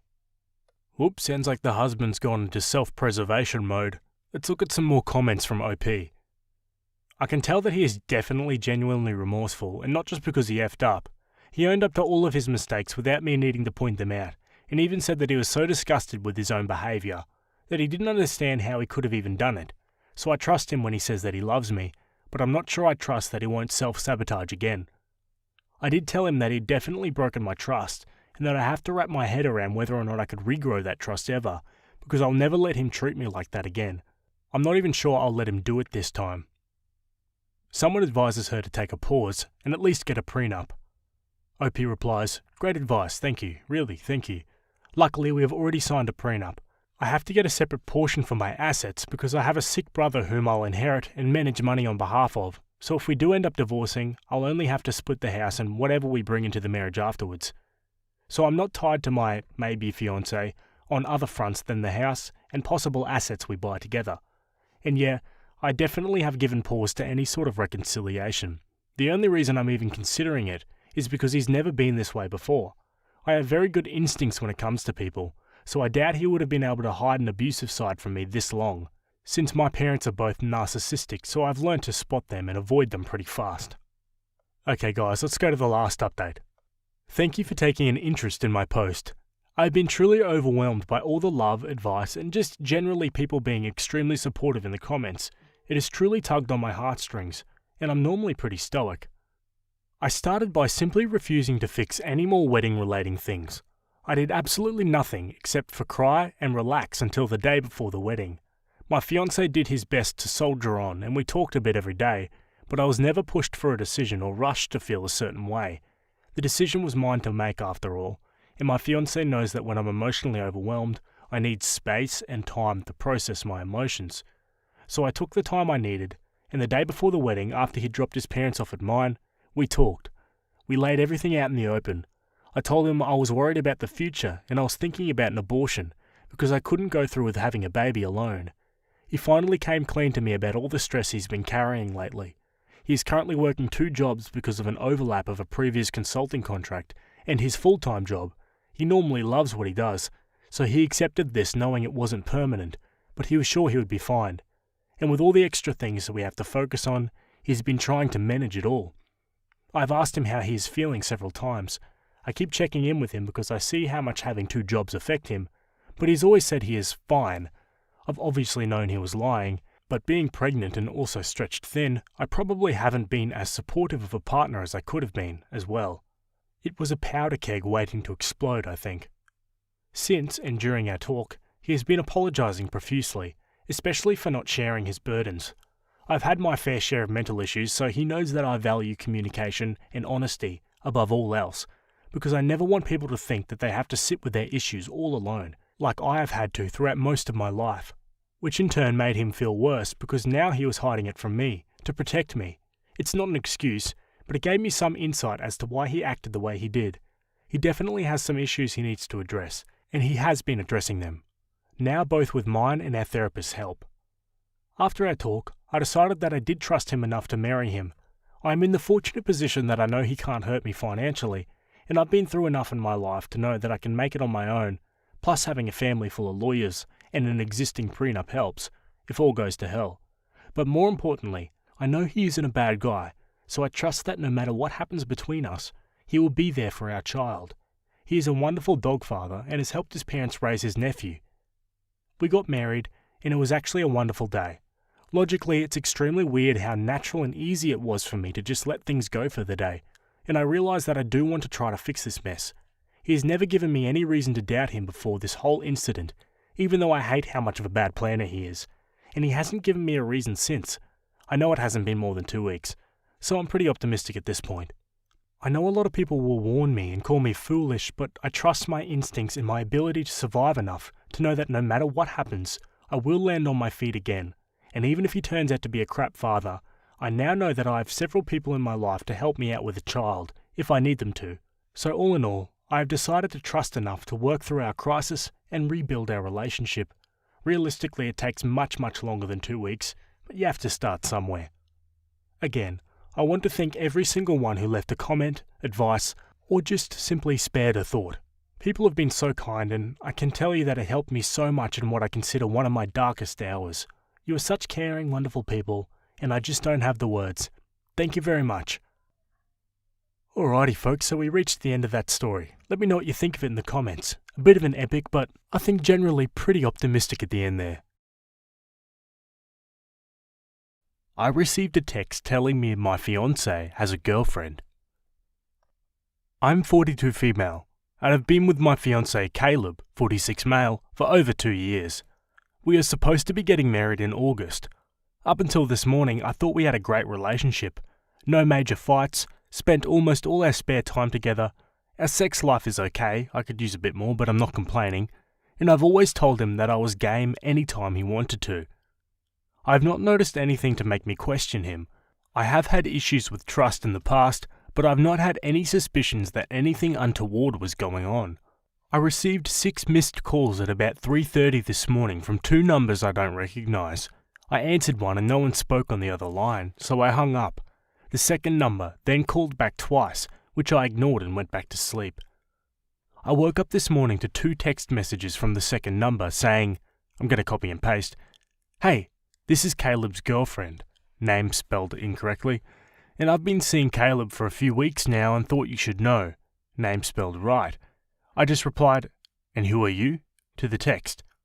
I'm really numb and have no idea how to proceed. Do I forward the screenshots to him and ask what the F is up? Do I wait till I get home from work and ask for his phone? I'm so lost and confused. I had no suspicions whatsoever. Any advice would be welcome. Let's check out the comments. I would wait a little bit to see if they write you back. Try to get information from this person about who they are, details that they have that they can prove to you. Take your time and be methodical, rather than rushing to tell him first. The whole thing seems a bit off, and that they spelled his name wrong and were calling in the middle of the night are points in favour of it being some sort of scam or hoax. Don't immediately jump to conclusions that he is cheating on you, but don't rule it out if you get solid evidence. Get both numbers and dial from a friend's phone and find out if they answer. Try to avoid becoming defensive. It could well be a misunderstanding or an intentional deception. I would try Googling the numbers first and see if you can find anything on the person. It could be a crazy ex or even a stalker, so I would not start by accusing your boyfriend. Lightheartedly bring it up when there's no tension and say something like, "Hey, this reminds me. Check out this weird text I got a few days ago. I think someone's messing with us." And just see how he responds. If you wanted to go full discretion, get his phone log from his phone carrier and see if he's been in contact with that number. I would use caution with this approach as it does signify a lack of trust, but you will have your answer. Yeah, some pretty good advice here, I think. It seemed fishy at first when I first read it, but yeah, I wouldn't be ruling anything out. What do you guys think? Let me know. Let's go to the update. I didn't say anything to Caleb until I got home. I think I had a suspicion that the texts were not legit, but I needed outside perception. I walked in the door and told him that we needed to talk, and showed him the text. He legitimately looked confused. Then I showed him my call log. He was blown away, then immediately offered me his phone. I looked through it and found nothing. No hidden apps, nothing in the trash or call logs, nothing in his gallery, and nothing in his social media. I had texted the person earlier that day at 8 o'clock, asking if they had any proof, by way of screenshots, dates they were together, or photos. I wasn't salty in the messages at all, and I stated that we were supposed to get married in August. When I didn't hear back for about 8 hours, I sent another text saying I was calling BS, and that I didn't know what their endgame was, but I wasn't going to fall for it. About 7:45 they got back to me. I had no idea you guys were engaged. He said you lived 2 hours away. Tell him to lose my number. I responded with, can you send me some screenshots? When did you see him last? Do you have any pics together? He's denying everything. I'd appreciate it. About 5 minutes later they came back with, honestly, I have no interest in breaking up a marriage and I should have minded my own business. We slept together a few times and it really wasn't a big deal. I apologize for any issues I've caused. That really got to me, so my response was, you helped, but it was his choice. I would appreciate having proof. Then I sent one right after this, saying, and you should tell him yourself. After about 20 minutes I texted that this was BS again. They responded almost right away and sent this final message. I'm at work, can you stop? Stay with Caleb. Don't, do whatever. I wanted to make you aware of something that involved you. I thought I'd be doing you a favour, but you continuously accusing me of making up bullcrap and texting me 4 times after I don't respond for more than 10 minutes is making me think you should just keep him. Unless you've effed over someone, I'm not sure why you'd assume someone's effing with you. Also, I don't see what I would benefit from this considering he's engaged and lied to me about it and I blocked his number already. Have a good one. The tone in this one changes, and something said in a previous message changes my suspicions. I'm originally from a town about 2 hours from where I live now, but I've lived here for almost 4 years. Caleb doesn't tell people where I'm originally from. The city and metro area I live in has about 1.5 million people, and it's never asked. I was in an abusive relationship up until about 9 months before I moved here, and when we split he displayed very stalkerish behaviours. The ex even went so far as to use a number spoofing service to contact me after I blocked him. Caleb gave up his phone easily and without hesitation. His non-verbals showed genuine confusion regarding the whole situation. The conclusion that I drew was that this was someone from my past trying to either destroy my relationship or test how strong it is. I'm thinking that whoever it is discovered that I'm in a relationship somehow and wanted to shake it to see what would fall out.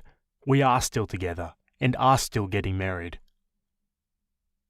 Yeah, okay, that history there with the ex seems like the most likely answer for what's going on here. For something like this, I feel like you can kind of just tell with the body language, and the fact that Opie's boyfriend seemed genuinely confused, then yeah, I don't think there's anything malicious going on here. But I don't know, what do you guys think? Let me know in the comments. Anyway, let's go to our next story. Okay, this one was written on relationship advice as well. It was written by a throwaway account, and it's titled, I'm 14 and pregnant, and state has banned abortion, and I don't know what to do. I, female 14, found out I was pregnant on Thursday. I'm from Oklahoma, and I have no idea what to do or where to start. The father is 17, and we both agree when it comes to our families and what we want to do with our lives, it's no way a good idea. My parents are super religious, Jehovah's Witnesses to be exact. They are 100% pro-life and won't let me, and my boyfriend's parents are exactly the same way, and the only thing he can do is give me financial support to do it, but can't be caught dead in a clinic due to him having a tracker on his phone. So Reddit, I'm coming to you as someone that needs support and advice on what to do, and that is there a way I can get an abortion without my parents knowing? My friend recommended the ibuprofen method, but I don't know if that's safe. Jesus Christ, this is a crappy situation to be in. I honestly wouldn't know where to start. Let's have a look at the comments. You need to do what's best for you and no one else. Don't let others gaslight you out of your decision on what's best for you. Your boyfriend is not supporting you at all. I highly doubt your parents will have your best interests at heart based on previous posts and comments. Please think about your future and ask yourself, with no influences from your parents or boyfriend, some really tough questions. Can you really raise a child? Remember, you are not old enough to drive a car, get a paying job, or live alone. Will you continue school, or will this decision to keep the baby make you drop out of school? Can you personally deal with going through a pregnancy and the dangers that come with it? Your body and your mental health will change permanently if you decide to go through with the pregnancy. Can you live and be okay right now with all those physical and emotional changes? If you do decide to go with adoption, like many pro-birth supporters suggest, can you deal with postpartum without the baby, support from parents or boyfriend? Can you mentally go through the process of birthing, natural or C-section, and then give away your baby and not ever see it again, and for another 18 plus years? Can you accept and live in the knowledge that in 18 years the child may come back to find you and may want to form a relationship with you as an adult? As a young person myself, I would rather deal with the anger and disappointment of my parents because I had an abortion and that I missed a day of school to travel than to be stuck with a child as a child myself, with a boyfriend that may not be around to help raise or support you. Ask yourself if you can deal with and co-parent with your boyfriend for the rest of your life. Parenting does not end at 18. The moment you give birth, you are a mother for life. I personally think you shouldn't be at all, but that's my personal opinion. Reddit has many different resources and networks that will 100% help you. There are some people here willing to help with travel logistics and funding for your camping trip. Please look for them. There are more people on your side and supporting your decision to go camping than you think. Please ignore the haters and the negative comments that you probably have already seen. They will never understand what you're going through. Please think of yourself, and no one else's feelings or opinions should matter but yours. I wish you the best, and I'm sending many positive thoughts your way. You are strong and so brave. I truly hope you make the best decision for you, even if it's going to be the hardest thing you've ever done. Okay, let's move ahead to the update. I ended up deleting my other throwaway because of the amount of hateful things and the negative stuff I was getting in my messages. Also, thank you for everyone that's been nice. It feels really good to be supported. Also, side note, please no invasive sexual questions, I'm a minor. So a lot of stuff has changed overnight. I was going this weekend to take a bus to New Mexico to get it done, but my boyfriend is no longer wanting me to do an abortion. We had a huge argument yesterday, and he's not talking to me anymore. I've been crying all night, not gonna lie. So I think I'm not gonna do it to make him happy, because he does have a say, because it's his child too. I know it's not like an update everyone was wanting, but yeah, I saw my last post all over Reddit, and I thought you guys needed an update, and thank you to everyone that reached out to me. I wasn't going to do an update, but I thought some of the nice ones needed one. Now for the next update. I'm getting an abortion next weekend. I'm officially come to terms. This is what I have to do, and I'm 100% dreading it, and I'm honestly so scared. I just want people to know that no one wakes up and has a joy to this very thing. I'm going against everything I was taught from the religion I was raised in, and also going against the father and what he wanted. It's hard, because I'm entirely alone, because I can't go to family about it, but I'm not in no way in shape prepared to be someone's parent. Yes, getting pregnant is 1000% preventable, but I'm only human, and learning as I go, sadly. Literally the day after I posted this, Roe vs. Wade was turned over, so given that, I'm not even sure how I'm going to do this. I need help finding a good way to tell your parents that you're pregnant, so I decided that I want to tell them that I'm pregnant even though they don't even know I had a boyfriend, so it's going to come very left field. I was going to get an abortion, but I quickly realised how hard it is to do when you're underage. Plus I live in one of the states that have bans, so I just need help knowing how I approach the situation. Okay, we're not going to get too stuck up on the comments on every single post, so we're just going to power through all the updates, and there's a lot of them, so let's go to the next one. My mum is trying to make me have a kid I don't want. Also, update from my last post, so my mum now knows that I'm pregnant. What happened was I was in my room and she came in wondering what was wrong with me because I've been tired and sick a lot, and she wanted to take me to a doctor, but I just told her I know exactly why I'm feeling this way, and then asked her to please not get mad, and I just told her I'm pregnant. She thought I was joking, but when she found out I was serious, she just stared at me for a while and didn't talk, Then she just got up and left my room. She didn't talk to me for 2 days after that. Until yesterday morning, she burst into my room and told me to get dressed. We're going to a doctor. When in the car, she started talking to me about who was the father and stuff. She just kept saying, I can't believe how stupid I was not to see. We got to the doctor. I say it like that because I found out later it was a pregnancy crisis centre. We get there, and they ran all this testing stuff to confirm I'm pregnant. 8 weeks exactly. Then we sat down with some counsellor lady. She was going through my options, and didn't even bring up abortion as one. My mum started to talk for me, and started asking about adoption agencies. I then shut down their conversation, and that I wanted an abortion. My mum gets mad at me, saying, You know for a fact we don't believe in that. Then I just told her, You don't believe in that, but I do. I don't want to be pregnant in high school. The counsellor started to go on a rant about how wrong it is, and I guess they both can tell I wasn't interested, so they tried to get me into an ultrasound. I then told them I don't want to do that. My mum then tells me I'm being a brat, and that she's my mum and that I need to do what she says. I then acted like I was going to the bathroom, but I just left and called my brother to order me a lift. Before y'all say that was a bratty move, I did text my mum that I was going home the minute I got into the lift. I get home and my mum gets home later, and she told me that abortion is not an option, and to get it straight, and that I have only 2 options and to pick, and that she's done talking to me and sent me to my grandma's house. So not really a positive outcome. I've been crying thinking about the fact that I have to carry a baby I don't want to term. Now another update a couple days later. I'm going to get an abortion pill and lie that I miscarried. Am I going to run into any problems?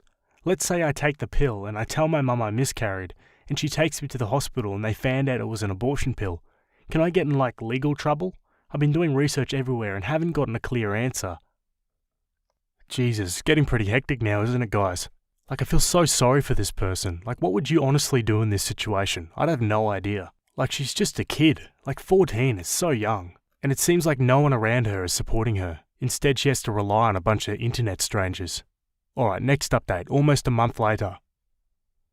My mum plays down the pain I'm experiencing while pregnant. Or am I the dramatic one here? I am pregnant. Currently I'm 12 weeks pregnant, and let me start off and say, people who are familiar with my past posts, I was seeking an abortion at first, but my mum convinced me to do adoption instead because she's against abortion, and I'm now really regretting that decision as of now. Any bad possible thing that you can possibly go through the first trimester of pregnancy has been playing out, and I'm having very bad depression. I'm constantly sick. Constantly sick. I went to a Target the other day and I couldn't stay in there because of the smell. It was so weird. I already fainted twice because I get randomly lightheaded. Also, I know it may be overdramatic, but I've been losing some of my hair, and it's making me feel very emotional about it. And it's making me lose any self-confidence I once had for myself. I just feel pain constantly. I opened up to my mum about it, and hoping she would understand and maybe, think maybe carrying on with a pregnancy isn't the best idea, considering she had me and 2 of my other siblings, and she knows how pregnancy is.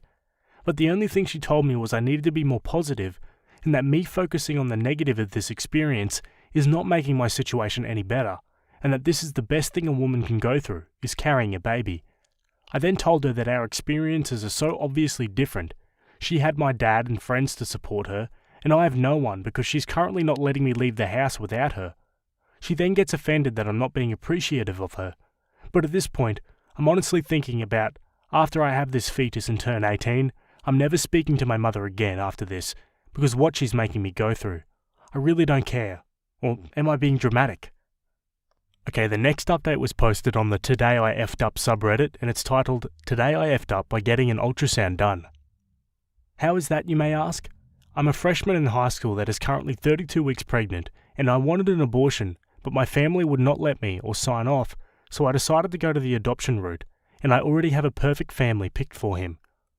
I went to my OBGYN today because I'm having Braxton Hicks and I have a preeclampsia, so my pregnancy has never been fun or easy, so I try my best to detach from it and focus on negatives when it comes to me changing my mind and wanting to keep my baby. I've been dodging viewing my fetus on the ultrasound, but today something came over me and I just wanted to see. I don't know how to explain it, but I knew I was always pregnant, but it just felt more real today. There is actually a whole person in there. Now the majority of the day I've been feeling very sad, and not going to lie, But I've been having doubts, which I shouldn't because I'm no way ready for a child. I've been trying so hard to detach, and I'm really nervous of when I give birth that I hand him to his family. As heartless as it may sound, I don't want to hold him or see him, because I'm scared of my reaction to it. No one in my life is supporting me, putting him up for adoption. Not the father, not my parents. So that was my major F-up of the day. Wish I never even bothered looking at the ultrasound, then I wouldn't be feeling this way. In order to the next update. I don't want my ex-boyfriend in the room when I give birth to his child. Well, the title explains it. It started because I invited him to be there for the birth of our baby, but we're putting him up for adoption, so I solely did it because he somewhat has a right to see the baby before he goes with his new family. He's still stuck on me, keeping the baby, which isn't a smart option because, well, we're both still in high school, we have no jobs, and we still live with our families. He randomly brought up the idea of just trying out parenthood, and if it doesn't work, we could proceed with adoption. He's obviously more attached to my pregnancy more than I am, but I for one don't feel like that's a good idea to have a trial run on a baby, and I already have adoptive family picked out for him. I don't feel like it's fair in any way for me to do that to the baby and the adoptive family. He rambles on and says the baby won't even remember it, and if we decide adoption, it won't be something we live and regret, because we actually tried. I'm not going to lie, I did think about it, but I for one still think it's a horrible idea and not fair to anyone, but he's still pushing it. So I'm heavily considering uninviting him to the delivery room if he's going to have that energy. Like, it's already hard enough for me to give him up, and I don't want someone there guilt-tripping me. Everyone around me is telling me this is a bad call on my part, but I really don't care. I'm so sick of being nice and compromising for everyone. Alrighty folks, so that's the end of that one for now. Let me know what you think of it. Honestly, it seems like everyone around her has just failed this girl. Like, she's really just been robbed of her whole teenage life. And all because of old school and frankly outdated ideologies. I know it's a bit of a loaded question, but I mean, what would you guys do in this situation? There's really not that many great options. I told a woman about her cheating husband, breaking my best friend's trust. I, 30 female, have become very close friends with two girls, Becca, 29 female, and Caroline, 30 female, over the past year. We hang out a lot, and we call each other sisters. Their friendship is super important to me, but I worry I may have ruined it. Caroline works at a library with this guy, David, 30s male. They were flirting for 2 months before David confessed that he's actually married and cannot be with Caroline in any way. This, of course, made Caroline super sad, so we, Becca and I, comforted her when she told us this deep and emotional secret. Apparently, David saw Caroline was sad at work, and he apologized that he was the reason for her pain, and said he just wanted to see her smile again, and met her at a bar to clear the air about the situation. They flirted for hours. After the bar, he told her that he can't see her again, which made her sad, and we comforted her again. Fast forward to next workday. David noticed Caroline was sad again, so he lamented that she's such a great girl, and he's such a trash guy, and she deserves so much better, and offered to take her somewhere to talk about their situation. They've been repeating this cycle for a while now. She is sad, he is guilty he made her sad, and he likes her attention so he flirts with her and then takes her out. They flirt all night. Then he tells her they can't do this again and she's heartbroken again. Rinse, lather, repeat. I and Becca will race over to Caroline's townhouse and comfort her about every 1 to 2 weeks after he's told her he can't meet up with her again and she's despondent again. She tells us everything they did and said, and I understand that I'm privileged for her to trust us with that information because that is personal, emotional, and a secret. Now, I've been cheated on and it broke my heart. I still struggle with insecurities and pain that my past partner's infidelity caused me. Caroline knows this. Unfortunately, I know that makes this personal for me, and I'm very biased. But every week when Caroline is crying, I can't stop thinking about David's poor wife. Caroline was able to find David's Facebook and showed us. This last time, Caroline admitted her and David's date got physical, and after comforting Caroline, I couldn't sleep. I knew Caroline and David were having an emotional affair, which is terrible, but having things get physical was too much for me. I made a dummy Facebook account, found David's Facebook, then found his wife's Facebook, and I sent her a message. It was very short, and I made it sound like I just witnessed David and some girl at a bar. I did this last night. Carolyn messaged me that David has blocked her out of respect for his wife, and she is hurt. I'm going over tonight to tell her what I did. I'm concerned I may lose a really important friendship. I recognise I broke Carolyn's trust, and she would be well within her rights to stop being my friend. I also understand Becca may feel the same and also cut ties with me for what I've done. I love Carolyn and Becca like a sister, but I couldn't sit and not say anything anymore. Is there anything I can do or say to help salvage this or these friendships? Okay, let's check out the comments. There's no legitimate need to tell her what you did. She's the one who chose to continue to be involved with a married man. Don't tell her it was you. If she directly asks, then you may have to come clean. But otherwise, keep quiet and try to make more friends. I personally wouldn't disclose this to her if you plan on continuing this friendship. In the long run, I think it would damage your relationship. She is the one who decided to make it someone else's business, and you did this anonymously, so why does she need to know the details? If she didn't want other people's advice, this is something she should have kept to herself. Yeah, that's a good point, and I agree with that. I don't think Opie should disclose that she sent the message. Like, what's the point? It's not going to change anything other than maybe make the friend hate her. Yeah, don't do it. On to the update. First and foremost, thank you to everyone who commented on my first post. I read every comment and I really appreciated the different opinions, including the ones that I was a crappy friend. I know most people advised me against telling my friend what I did, but that felt hypocritical and cowardly to me. No shame on anyone else, it just didn't sit right with me. I couldn't tell her truth and hide mine, you know? Before I get into it, I would like to address the comments recommending that she and I talk about how wrong this all was. Unfortunately, me and Carolyn had many conversations about this situation and how it was wrong and how innocent people were being deceived. Unfortunately, her recurring response was that she knows it's wrong, but she can't even think about the wife or how bad it all is when he's around. She had it bad. We also talked about David leaving his wife, but Carolyn let me know that was not on the table with David, and she did not want a serious relationship with him anyway, because she knew she'd not be able to trust him. We had also briefly talked about therapy, which she seemed to consider.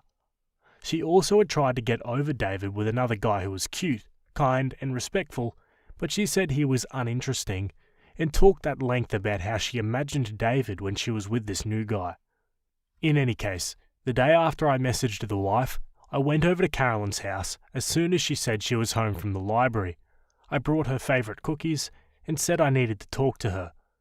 I gave a very brief, I think 1 minute, preamble about how she knows how much my cheating ex hurt me and how I'm still struggling with the damage that caused and why cheating is such a big deal to me. Then I told her what I did.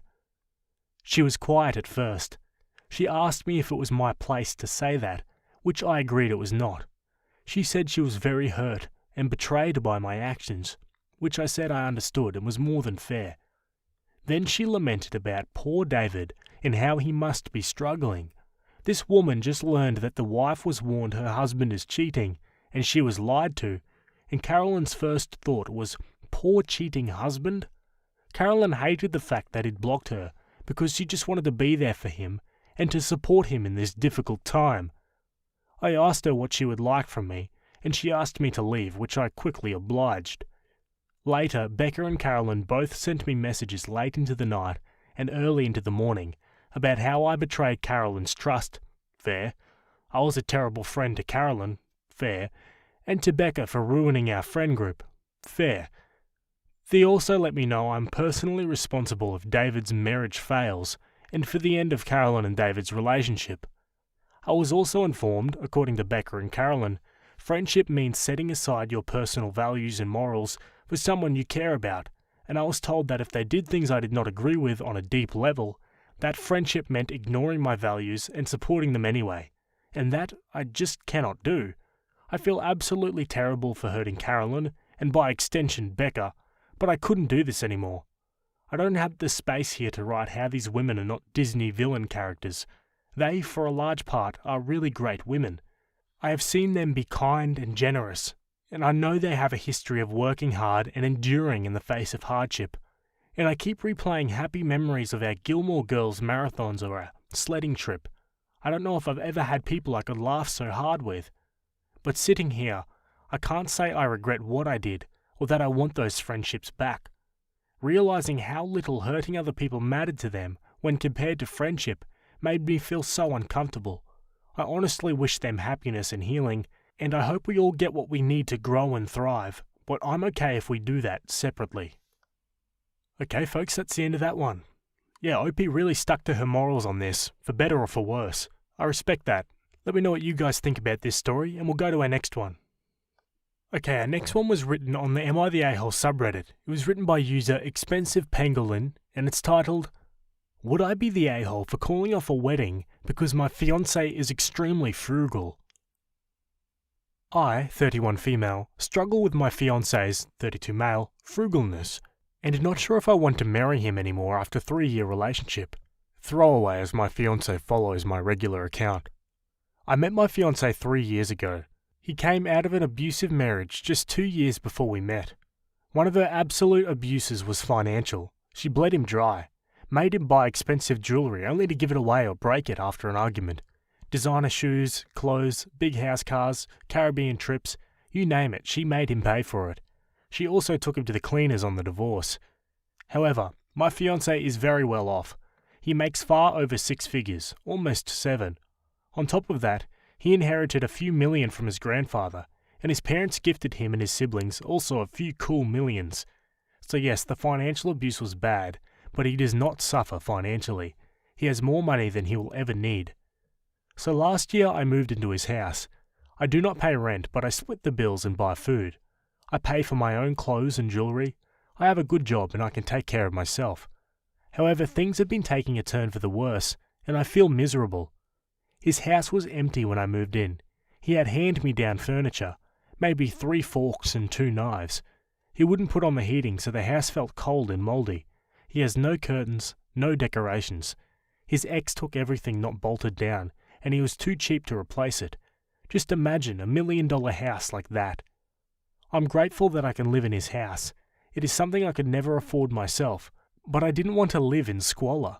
So I bought some kitchen supplies, some furniture, but at some point I realised I was dipping in my savings all the time and he did nothing. I looked into the curtains, but those things are expensive. His house has so many windows, it's crazy. I didn't want to pay for this anymore. I told him I needed a fund to furnish his house. He blew up at me that I was just with him for his money. I pointed out all the money I spend on his house, the gifts and the trips because he pays for nothing ever, because he wants to be sure I'm not there for the money. The fact is, if we break up, I have nothing. The house is not mine. If I spend all my savings on his house, I'll be left with absolutely nothing. He wants a prenup and I'm fine with that, but I can't help but feel used. Next to that, I'm jealous of his ex-wife. I feel like she got treated and I am neglected. He proposed to his ex on a cruise with a $10,000 white gold diamond ring. I got the rhodium-plated Swarovski stuff that might cost like $100. The proposal was at a picnic in the park I organised, paid groceries for, and slaved in the kitchen for. I almost said no out of pure disappointment. However, I'm afraid to bring it up and to be called a gold digger. I don't want to be funding a millionaire's lifestyle. He loves everything as long as I pay for it. As soon as he has to pay, it's frivolous, unnecessary. I can live like a poor person by myself. At least the fact there are literal millions lying around doesn't hang over me to bum me out, and I'll just be paying for my own lifestyle. Would I be the a-hole for calling off a wedding purely for financial reasons? Because I love this man, but I imagine our cheap wedding in contrast to his ex's extravaganza. Will our future kids be able to have some luxuries, or only if I pay for it? What if I ever become a stay-at-home mum? Will I have to beg to put the heating on? Edited to answer questions I see a lot. I know the abuse is not made up. His family and friends told me separate stories of the abuse they witnessed. Not only did it confirm it, it showed me she was way more terrible than I thought. Like stealing heirloom jewellery off his grandma with Alzheimer's right after she was widowed, pretending she was gifted these things even though everyone knew grandma hated her guts. I did not realise or see he's doing the same thing to me as she was to him, and he is subconsciously punishing me for what was done to him. I'm not trying to force a lifestyle on him where he was previously happy in. He told me prior to moving in that he left his house like this because he was depressed after his wife took everything, even the curtains, that it makes him sad and he wants a cozy home. He just didn't know where to start. His house is paid off, thanks to Grandad. He isn't actually spending much on utilities either. The house is very well isolated and has solar panels. It's weird to see how cheap being rich really is. I'm not asking for designer furniture. IKEA all the way, and I've refurbished second-hand furniture myself. I'm actually pretty thrifty. I see where my jealousy over the ex's lifestyle might have triggered some people. Let me explain. A $10,000 ring is insane and stupid to me. I don't want that because I'd fear losing it every day. I don't need an over-the-top wedding. However, it almost feels like for her, he did effort. He wanted to give her what made her happy, put effort and thought into it. With me, it almost feels like he wants to prove how little he can give me.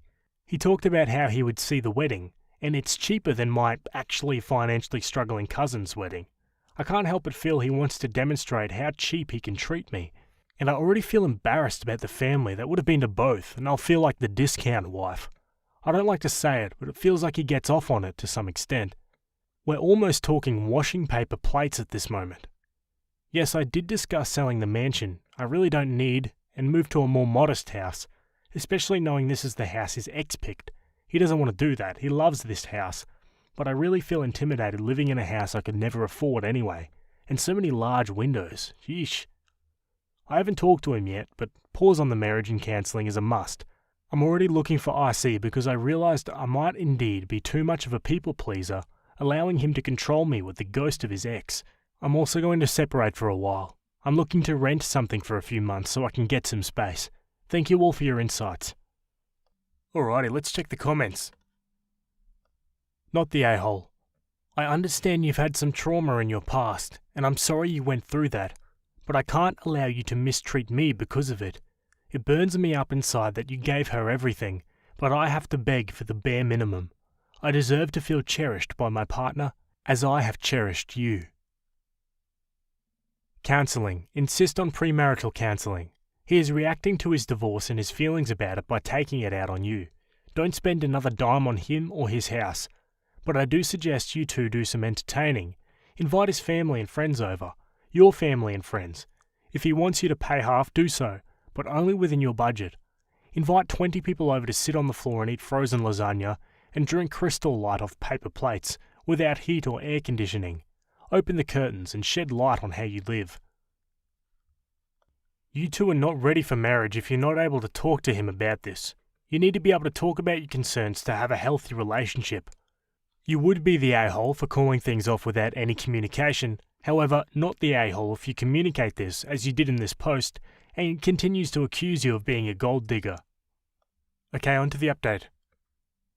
Okay, I hope this update makes sense because I'm very confused and not really doing that well at the moment. Well, Reddit, you changed my life. Thank you so much for all your ideas and insights. Honestly, I don't think I would have had the courage to do what I did without you guys. I went to therapy, took the day off just to get my racing mind to calm down. Therapy has confirmed things you guys suspected. I am a people pleaser. I wanted to save him, and I've internalized the idea that any effort and every penny I want him to spend on me makes me a gold digger. I will have weekly sessions to work on me. I realized I would have never taken this treatment from any of my exes, even though I made more than them. The idea I had to prove myself worthy to be with a millionaire and not be in there for the money got into my head pretty early. I called one of his siblings I'm pretty close with and just told her everything. She was not surprised, but just sad about how unhappy he was making me. She told me that from the day we started, he had this idea that I was out of his league. He struggled to understand why I wanted to be with him, and he probably just thought, it must be my money. She told me she already talked to him in the past to treat me better. She was furious about the proposal. This information confused me a little. I was a little hurt she never discussed any of this before, but she thought it was none of her business. She also explained how she and her husband organised their finances. He also doesn't have as much as her. I took the opportunity to pack a bag. I haven't found a place yet, but I'm going to stay with my parents. I made up my mind that I'll at least want 6 months apart to get myself in order. I made sure my stuff was in the car because honestly, I had no idea how the conversation would go. So into the most difficult part, the talk. I waited for him to come home. He was pretty late, but I didn't want to sleep another night on this. Pretending I was fine while I was contemplating all this just ate me up. I had written down what I wanted to say. I've never been so scared before. I didn't want to hurt him and I didn't know how he would react. I took some advice from here. I opened that I was moving out and that I wanted to pause our engagement. He was very quiet and just sat down. I told him he really hurt me by calling me a gold digger and that I'm done walking on eggshells and feeling guilty for just wanting basic things. I told him I was unhappy and felt neglected. I also told him that after 3 years of me showing up for him, he still doesn't think I'm here for him, and it's not going to happen. He was just quiet. He didn't say anything. I told him that the constant comparing to his ex was unhealthy and unfair. Punishing me for her sins was abusive. I told him comparing her to me all the time has triggered me, comparing myself to her and starting to feel like she was worth more than me. One of the things about her was mostly ungratefulness. He would do nice things for her, but it was never enough. The thing is, he doesn't do nice things for me, and I have to be grateful for the pleasure of picking up the bill. I told him he was not ready for marriage, that I dreaded having kids with him and live like this. I didn't trust he would take care of me if I would become a stay-at-home mother, and at that point I just called him abusive and a user. I was getting pretty angry saying all this out loud, losing my composure and script a little bit. He remained quiet with almost no emotion on his face. I stayed quiet but nothing came out, so I decided that I would just leave. Only when I got up to go, he said please don't go. He asked me if I was pausing the wedding or calling it off. He wanted to know if it was over or if he still had a shot. I told him I wanted out of this house. I honestly don't want to live in his ex's palace of sadness anymore. I needed him to go to therapy, and especially financial therapy. I needed the separation. I told him I was open to couples counselling if he went into IC. He begged me not to do the separation, but honestly I really wanted it. I just told him to think about it, and left him. He was finally showing some emotion. He was crying at this point. He sent me a very long text somewhere in the AM, told me he was a wreck and couldn't sleep. He made all kinds of promises. He would go into therapy, sell his house, buy a smaller one, and make sure I'm taken care of whatever happens. He said he would help me decorate and we'll make a home. He again asked me to please come home, but to me it doesn't feel like home there anyway. I feel very empty and tired. I've been sleeping most of the day. I feel guilty but also a little bit relieved, if that makes sense. I don't know if I actually want back, if he does all of that. I don't know, I'm a little unsteady right now. I just need some time to process. I will go back for the kitchen supplies and my TV. I won't take anything else, all the furniture. This is for the exact same reason I was unwilling to buy everything. His house is huge, so the couch is huge. I can't take it. Alright guys, so that's the end of that story. What do you reckon? Do you think Opie made the right decision? I think in this moment, ultimately yes, but I don't think the relationship's unsalvageable, if that makes sense. Let me know what you guys think. Am I the a-hole for walking out of my birthday party? So I didn't think I'd be posting on this site so soon after my first, but just needed to vent really. So last week, some of my old buddies from high school messaged me and said they wanted to get together and celebrate my birthday.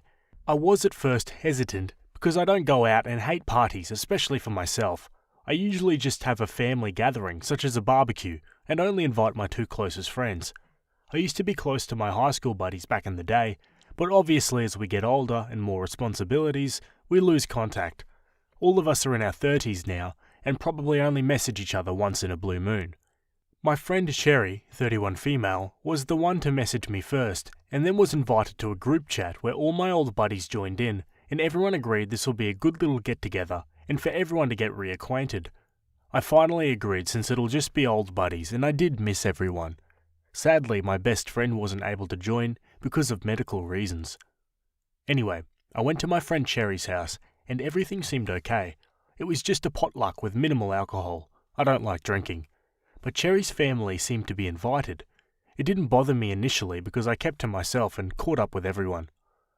As the party went on, I started to get uncomfortable as more people showed up and with alcohol, but Cherry told me they were just going to hang in the basement and her family invited them over, but decided to leave sooner than I was planning and told Cherry this.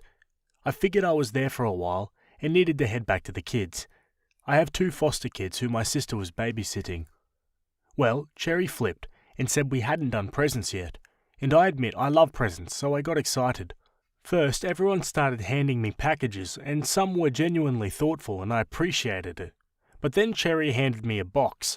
I thought nothing of it, but when I opened the lid and looked in, I slammed it shut and tried to discreetly move the box away, but then Cherry grabbed from my hands and dumped the contents. It was filled with condoms and sex toys. So the thing about me is that I'm asexual, and I don't feel sexual attraction to anyone. I had to go to therapy to learn this about myself and accept it as my normal. I tried dating and even kissed a guy once, but didn't feel anything. I let everyone know at the end of my high school year, and they seemed accepting. They've been trying to set me up with boys, and then with girls when that didn't work out. I've been single my whole life, and I haven't been intimate, and I'm happy. I just need my family and my friends. It took me a while to accept this, but I'm happy now. But Cherry thought it wasn't normal, and convinced everyone that this was an intervention. All the people who showed up and went to the basement were people willing to date me, and they didn't mind that I was a butch woman. I'm a journeywoman for heavy-duty mechanics with short hair, and I go to the gym often, so muscles. So I panicked and I was ticked. I stood up, not saying a word. No one seemed to notice. Everyone seemed too excited to start introducing me to the contestants. Their words, not mine. And I just walked out. I went home, called my sister, and asked if the little ones can stay overnight. Was ticked when I got home, so I didn't want the little ones to be in a bad atmosphere. Then rolled a joint and chilled in my backyard with my dog.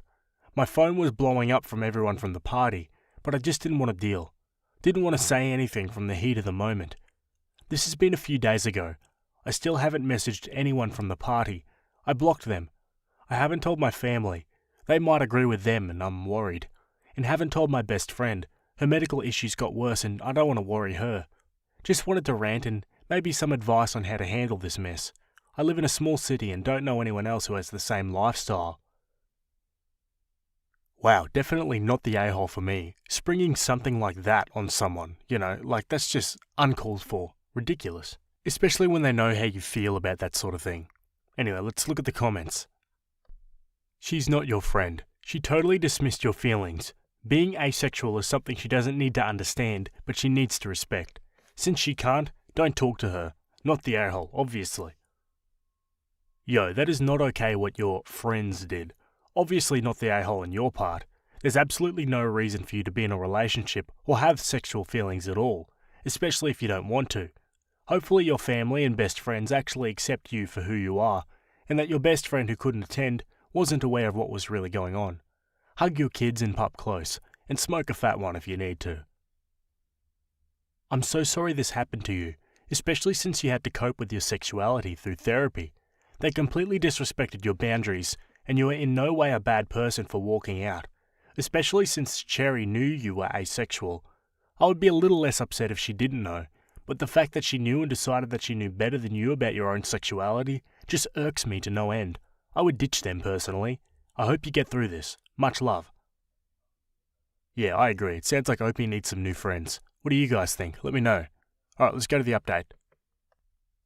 So, thought everyone would like an update and maybe clarify some things. So a few days have passed and I've been keeping to myself mostly, taking the kids and dogs out for walks. Now the weather is warmer, and I admit just kind of avoiding everything. I didn't message anyone or tell anything to anyone, and basically ignored my phone the whole time. Then suddenly my best friend burst into my home and scared the crap out of me. Apparently she heard what happened and has been trying to call me, but obviously I haven't been answering. She convinced the doctors to give her a day pass so she can leave for the day to check up on me, so that made me feel more guilt. My best friend sadly didn't win the genetic lottery and has a number of health problems since she was 12, so her going and being in the hospital isn't new and the doctors and nurses trust her when she feels healthy enough to leave. So we went out the back and I explained what happened and she was ticked. I then asked her how she found out because I was scared that what happened was spreading and others knew as well, but she showed me her phone. Cherry apparently messaged her and started ranting how my best friend Tia, 32, stole her best friend and it was her fault I don't hang out with her anymore. But I never actually hung out with her alone when we were in high school, and I only really talk at school, so I don't know why she thinks I'm her best friend of all people. We decided we didn't want to deal with this brand of crazy and blocked her everywhere. I also took some advice and finally messaged the group and explained that I no longer wanted to be associated with people who thought they can change me to suit their own narrative, and how hurt I was, then promptly left the group. Tia stayed the whole day with me and invited one other close friend, James, 36 male, who wasn't part of the party, to come over, and we hung out in my backyard while the kids played outside. Also, both James and Tia told me some people of the group messaged them asking to talk to me and explain their side, which I agreed.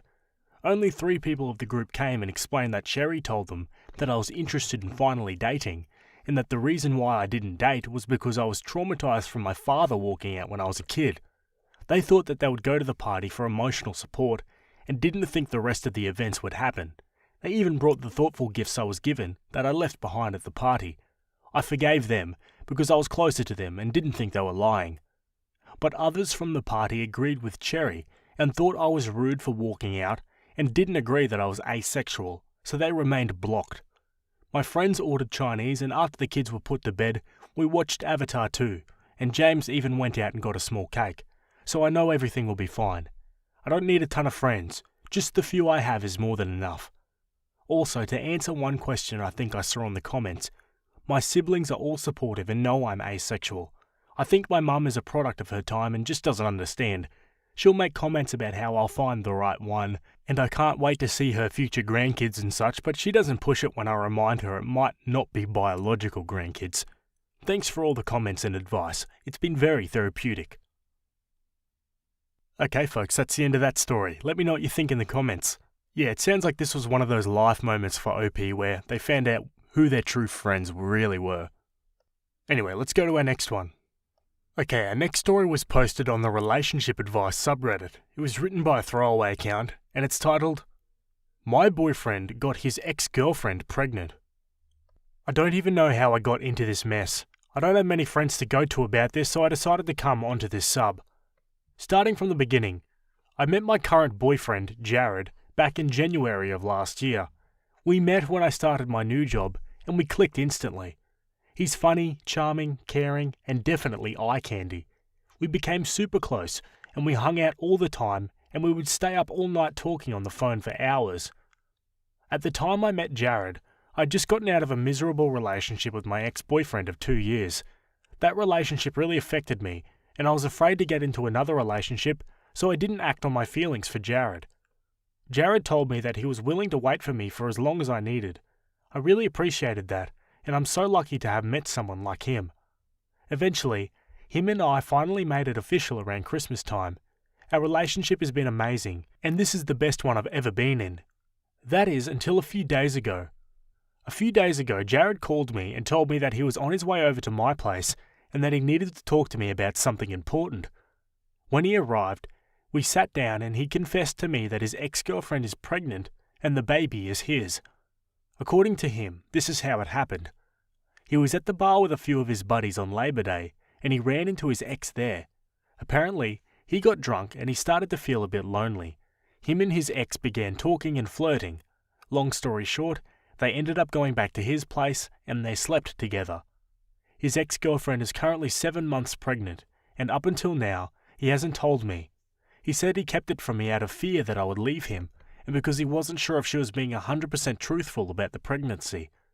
This has been on my mind for the past few days, and I don't know what to do. Jared has given me space to process all of this, which I appreciate. On one hand, I feel like it isn't fair for me to be upset because him and I weren't together, but on the other hand, it hurts that he didn't tell me this when we first began dating. I know them having a baby doesn't necessarily involve me, of course, and the only thing that should matter in this situation is the baby, but I'm not really sure where this leaves me. I'm not sure what to do and how to go about this. I've always been child-free, and the thought of being a stepmother scares me. Jared is my best friend, and I love and care about him with everything in me. My heart is so confused. Please help me. I would love your advice and feedback.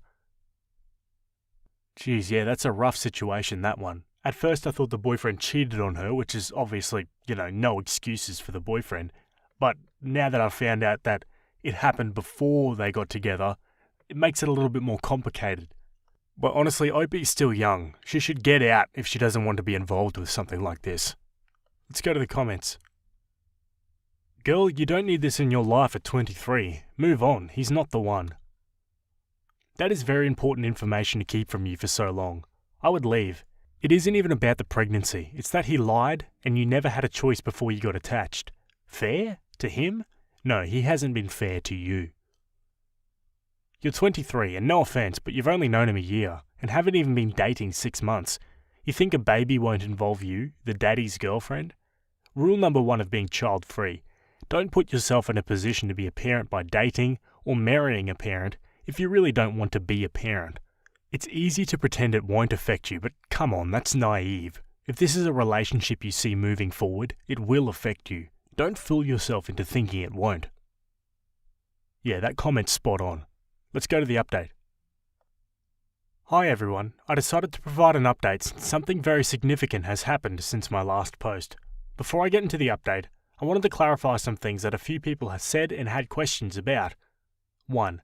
Jared and his ex are not secretly together. Before the night that they slept together, they hadn't spoke to each other in over a year. Now it seems that they don't really get along unless they're discussing plans and info about the baby. 2. Ex-girlfriend did know that Jared hadn't told me about the pregnancy. According to him, she would say things like, "You need to tell her," or "Why are you keeping this from her?" But she never pushed him on the topic too much. 3.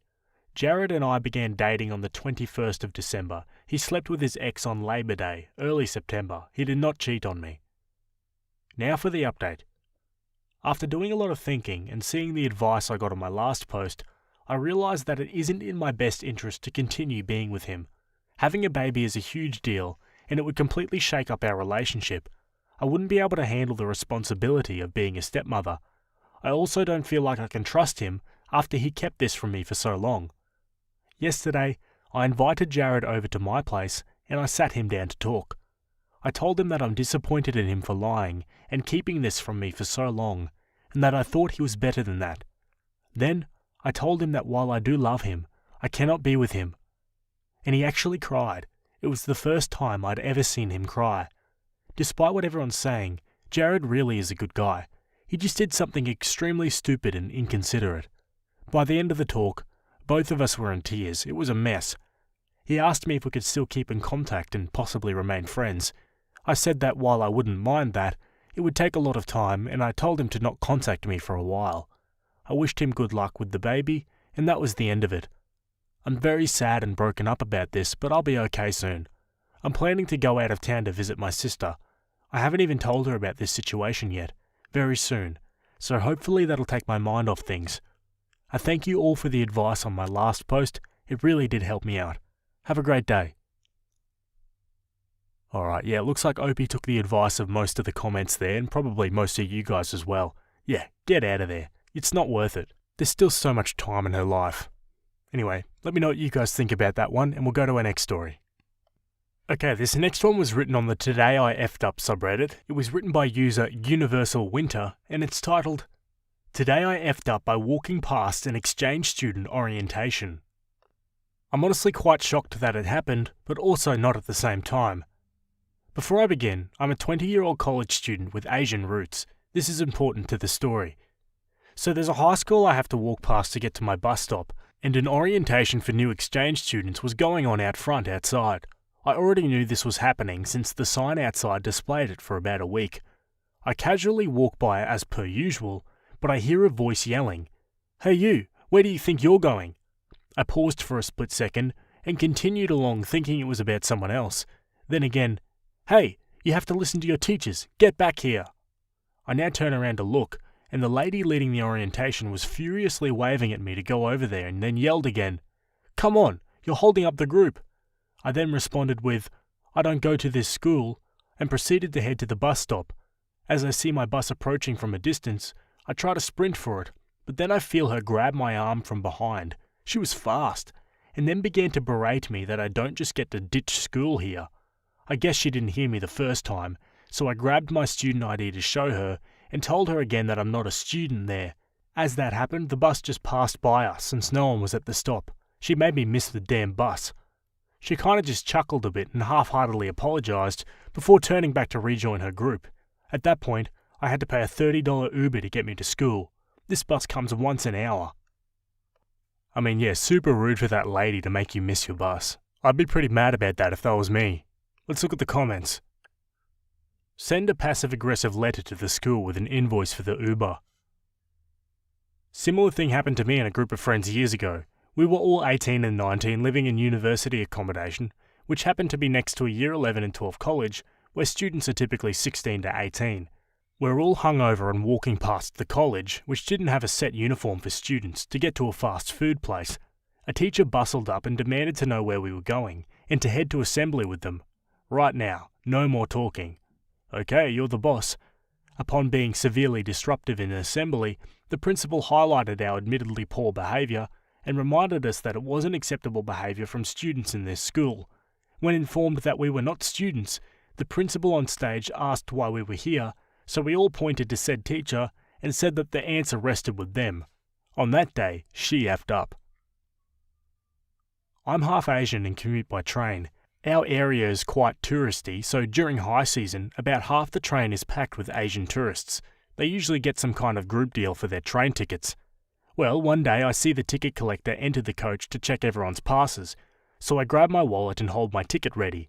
Collector gets to the group of Asians, checks their tickets, wishes them a good day, and walks right past me. Maybe from now on I should just always sit next to the tourists and use my money for something else. Okay, on to the update. Hey folks, I've come with an update from my interaction last week. As previously mentioned in my first edit, I called the school this Monday and the office put me through with the principal. The principal, of course, apologised for the incident, and to my surprise, it turned out that the orientation teacher felt terrible and came forward herself. I was told she felt very bad about making me miss the bus that day and that she wanted to make it up to me. I was then invited to come to the school so she could apologise to me personally, which honestly is very sweet of her. I really didn't expect any apology from her, but after hearing this, I could not turn it down, so the principal arranged for me to come the following Wednesday during their lunch break, as I don't have class on that day. Come Wednesday, I arrive at the office to check in, and the principal came out with that teacher, where we were properly introduced to each other. She gave me a very sincere apology, and went out of her way to gift me a prepaid $50 MasterCard gift card. I told her that she did not have to do this, but she said that it was the least she could do for causing me to miss the bus. I was actually super moved that I asked to hug her, which we did. After that, we chatted for a bit about our lives, hobbies, and all of that before the bell rang for the end of lunch break. I thanked and hugged her again, and made my way home after that. I don't normally expect happy resolutions to things like that, so what happened on Wednesday definitely came as a surprise for me. Goes to show how meaningful it is when one owns up to their mistakes. Oh well, haven't had a good ending like that for a while, so it's a nice surprise when it does come. What do you guys think about that one? Let me know in the comments. Caught my boss cheating with his wife's best friend. Our company was celebrating securing another 5-year contract with a massive client. We do these office parties quite often with every big-ish achievement. It's our boss's way of appreciating our work. Bonuses are awarded too, and boosting morale, as the workload can get intense. Anyway, the party was well underway in our boss's house. Everyone was drunk, indulging in good food, and generally having a good time. Needing the bathroom, I excused myself and headed for the basement bathroom. Everyone always forgets it's there, so I knew it would be empty. I blame it on the alcohol or perhaps the loud music just above, but I didn't hear anything to give me warning of the horror of what I would witness until I stumbled into the unlocked bathroom and saw my boss's wife's best friend, also an employee of his, riding my boss as he sat on top of the toilet. I rushed out immediately after. I didn't even hesitate. I headed straight for the front door, walked for what felt like forever, then called myself an Uber home. This all happened last night, and I've just woken up with a killer hangover, bracing for the impact of the awkward encounter I'll have with my boss on Monday. Lol. Ooh, okay, juicy workplace drama. I love these ones. Let's go to the comments. Congrats on the promotion. As a wife myself, and while I know that telling the wife is the ethically correct thing to do, what exactly would be the benefit of telling her? OP's job, and therefore his livelihood, would absolutely be on the line. Secondly, there is no telling what sort of arrangement the couple has. If you are effing the best friend in the basement and your wife is presumably upstairs, maybe you aren't as concerned with her finding out. Maybe that's why the woman is a best friend. Maybe the wife doesn't want to know or doesn't care. Finally, you have no proof. What exactly will you be telling the wife, and how easy would it be for your boss to spin this and make you look like the bad guy? Disgruntled employee who is facing termination decides to fabricate a story to blackmail boss. I just don't see a real win-win situation for you here. I would start looking for a new job immediately. Your boss obviously has some ethical issues, if not for cheating, then at least for sleeping with an employee without being discreet. Once you've secured a new position, send an email to the wife with your entire encounter and let her do what she wants with that information. My advice? Ignore it. Go to work, do your job, clock out, repeat. OP replies, honestly, I'm leaning towards this. A lot of people are advising I go the ethical route and tell the wife, but we're in a cost of living crisis. Inflation is crazy, and rent is even worse. I'm not about to lose my job and potentially get a bad reference for nothing, because at the end of the day, the wife could just simply ignore me, accuse me of lying, or just not care. Either way, I'm not planning any big sudden changes until after Monday. Okay, let's go to the update. As many of you have suggested, I wrote a more detailed version of events within my email. I also scheduled a meeting with HR to get ahead of the issue. I had the meeting scheduled on Monday, about an hour before people usually start coming in. We decided to keep the recording of the meeting informal and keep all the notes in my file, simply because it wouldn't lead to an official investigation. The mistress and my boss are in two different departments, and my boss isn't technically her direct boss, which means the dating rules between them are in a grey area. I don't really care about that anyway, as I was worried about my job security. After HR, the day began as usual. We attended a morning meeting. During said meeting, I noticed how often my boss would avoid eye contact with me. Every time I did look his way, which was often as he speaks the most, he always made it a point to look away from my side of the conference room. Fast forward to around lunchtime, a group of us had ordered in and would work through our lunch together. We do this work through lunch thing a couple of times a week. It's a time for us to bounce ideas off one another, check our progress on various projects, help out where it's needed, etc.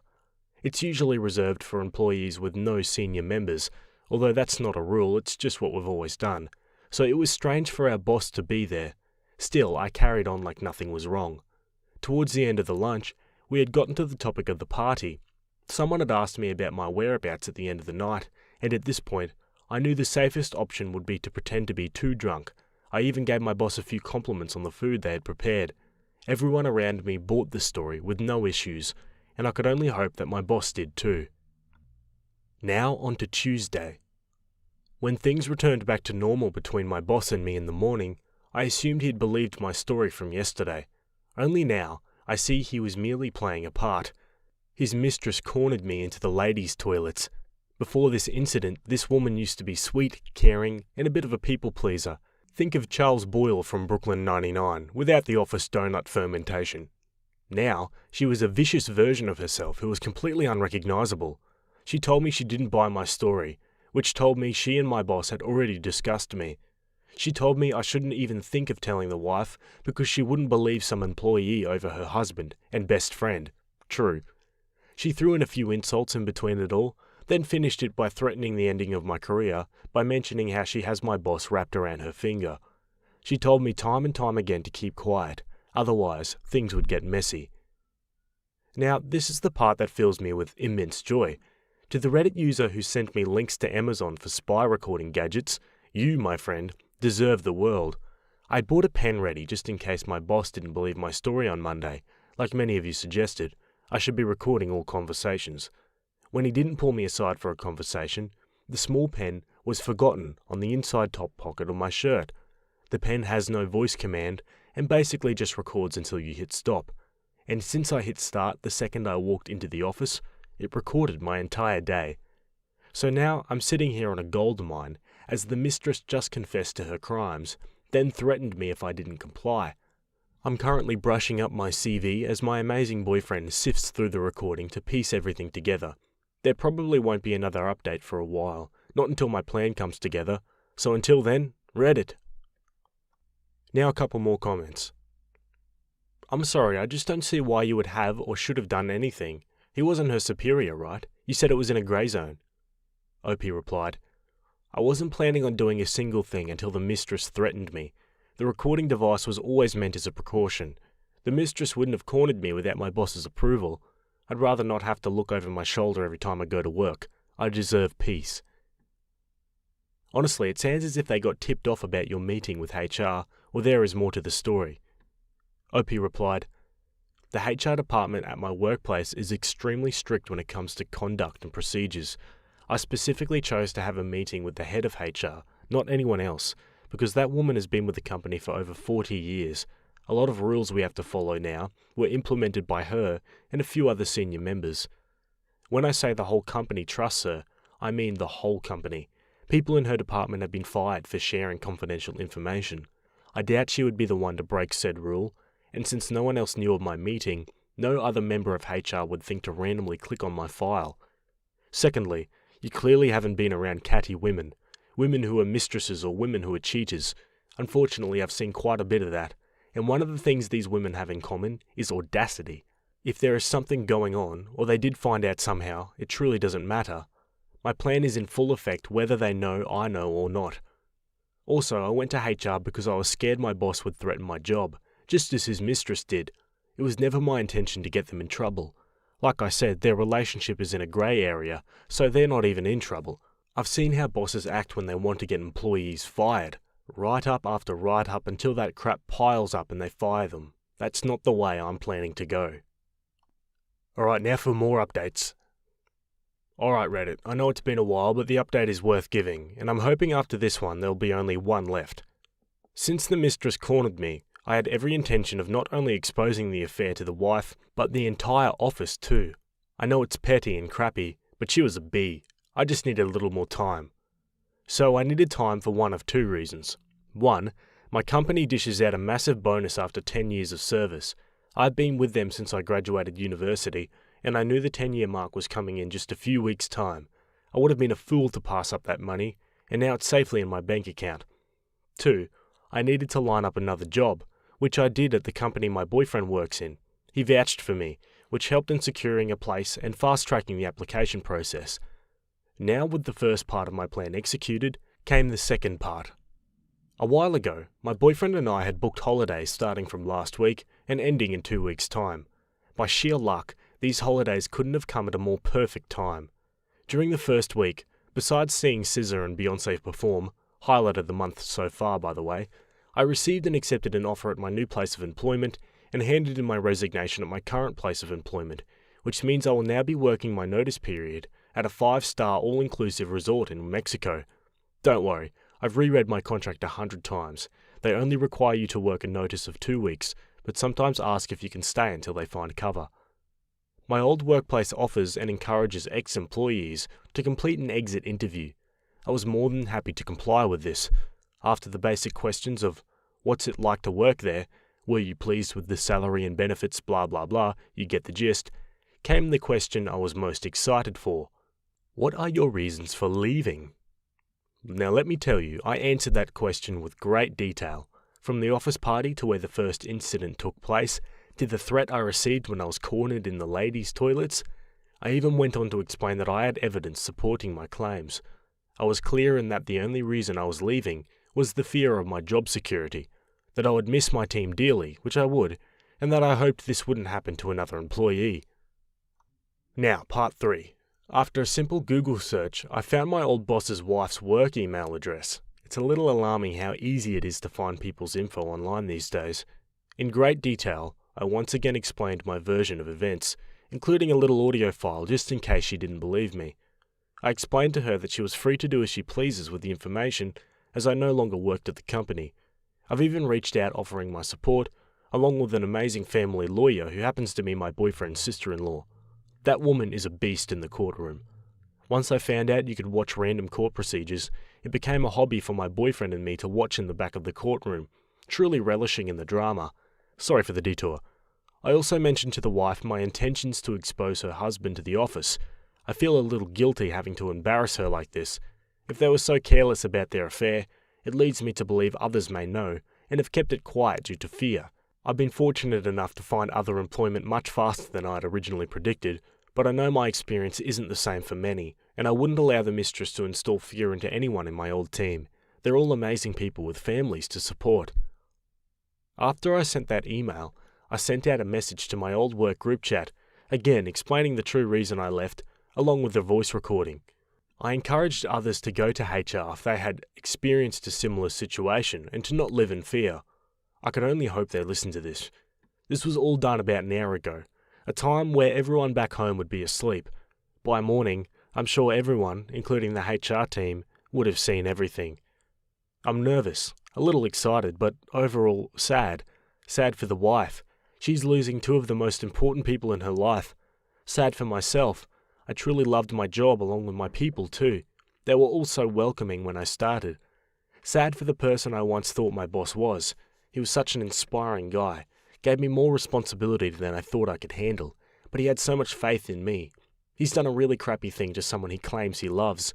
I mean, of all the people he could have chosen, why the best friend? Why is it always the best friend? Anyway, that's the update for now.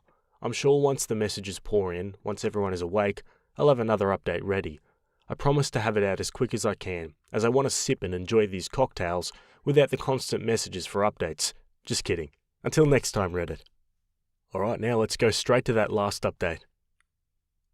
This will likely be my last update. I'm going to try to include as many details as I can without going on, although it would simply be easier to do it with screenshots, haha. Let's start with HR. I found out from my colleagues that they hadn't reviewed the exit video I made yet. To be honest, I didn't think it would be their top priority. It wasn't until the rumour mill of the whole situation reached them. After they did, I received an email today from the head of HR. As expected, she was shocked to find out the real reason I left, as I assured her a few times after our first meeting that things were fine. She relayed her concerns along with well wishes at first, but of course, she had to do her job, and through ambiguous language, it was clear she was trying to gauge what evidence I had and how badly it implicated the mistress, along with the company too. I simply replied back that any discussions we needed to have would be when I'm back in the UK and with a lawyer present. She has yet to respond with a time and date. So let's start with the group chat. Keep in mind it doesn't include all the people I work with, obviously, just the ones in my department and the ones I make plans with outside of work. As expected, the group chat has been lit up since the whole ordeal, and the jokes are still coming in as I type this. Most people were shocked, and a few have said they've always suspected the two, but they chalked it up to reading too many Wattpad-type books. Needless to say, they are reeling in the drama. They also informed me that my boss, despite booking a holiday himself for the week, had been called into meetings with HR and a few higher-ups. I doubt I would hear more from this, not unless someone had insider knowledge. What surprises me was that I received an email in my personal inbox from one of my colleagues, someone who's not in my department, and someone I don't have regular contact with. I won't go into too much detail, but basically, y'all were right. I wasn't the only one who caught them in the act. Only they didn't see my colleague, and at the time he was with his now girlfriend, another company employee, so they just kept their mouths shut. As for the wife, I honestly expected harsh retaliation. In fact, I drafted a skeleton email to respond to if it need be. She completely surprised me. She was extremely apologetic for the whole situation. She knew how much I looked up to my boss, and expressed how deeply sorry she was on behalf of her husband and best friend. She revealed to me that she and her husband were in the midst of separating, although she didn't reveal the real reason behind the separation. I'm sure we can all assume. Apparently, he was to use his week off to move his stuff out from their house and into an apartment. And now with this new evidence, she's decided not to delay any further, and she'll be divorcing him. She joked in appreciation for using my boyfriend's sister-in-law as a lawyer, but of course she already has one. We ended the emails with light-hearted goodbyes and good luck wishes for our new futures. Keep in mind everything she tells me, I have to believe at face value. I don't really know this woman, and talking through emails and messages, you can never really gauge how genuine people are. But at this point, I choose to believe her. She hasn't given me a reason not to. I'm sure you guys are a little disappointed about the anticlimactic responses, but honestly, I'm so over the drama. I'm glad things are seemingly slowing down. Now I can relax, drink myself stupid with my boyfriend, and if you have any activity recommendations for Cancun, let me know. We're up for trying anything. Alrighty folks, that's the end of that story. Again, let me know what you think of that one in the comments. Yeah, things didn't quite boil over as much as I thought they would, but it's still a pretty juicy story, and OP seemingly navigated around it pretty smartly, I think. You can only imagine how pissed that company would be now with that boss. Anyway, activity recommendations for Cancun, anyone? I've never been. Alright, let's go to the next story. Okay, this next one was written in r/relationship advice. It was written by a throwaway account, and it's titled, My husband is angry, I need surgery. As the title says, my husband and I have been together 15 years. House, kids, the whole lot. I need a surgery to repair some nerve and artery damage to my arm, or else I'm going to lose the use of that arm, and my husband is not happy about it. It's not even about money, public health care, or that he's scared or worried. No, he's ticked because I'll need time off work. We own a company together as equals, and he'll need to adjust his days to work around our school-aged kids while I recover. He's stomping around and slamming doors like a child, all pissy that his schedule will be affected and won't even talk to me about the surgery. I'm so stressed about his reaction and all the things I'll have to do at home instead of recovery because he said he won't pick up my slack, that I'm just thinking, stuff it, no surgery, and just wait till I can't use my arm anymore, and at least I'll get funded home help for the housework and kids when that happens and try to adjust to a new lifestyle. But you'd think after this long, and building a life together, he would just have some ability to show me a bit of support. It's not like I'm doing this on purpose just to ruin his plans or something. I prefer not to have surgery too, but I've kind of grown fond of having two functional arms. So, good people have read it. What advice do you have? I'm thinking my husband is being a complete see you next Tuesday about this, but should I try to be more understanding of the stress he would be under? Geez, I'm seeing mad red flags here, and I have a feeling the comments are going to think the same way too. Let's look. You're having one surgery. This is nothing. Imagine how this man who's committed to you will treat you if you get really sick, when you get old, when you need his support much more than this. Will this guy stick around for all of that? He's showing you. Pay attention, plan accordingly. Tell him you need both arms because you want to be able to flip him off as you toss him divorce papers with the other hand. I guess y'all wrote your own vows that omitted in sickness and in health. Excuse me? Is he freaking serious? It's not a holiday to Ibiza alone. It's surgery that you need.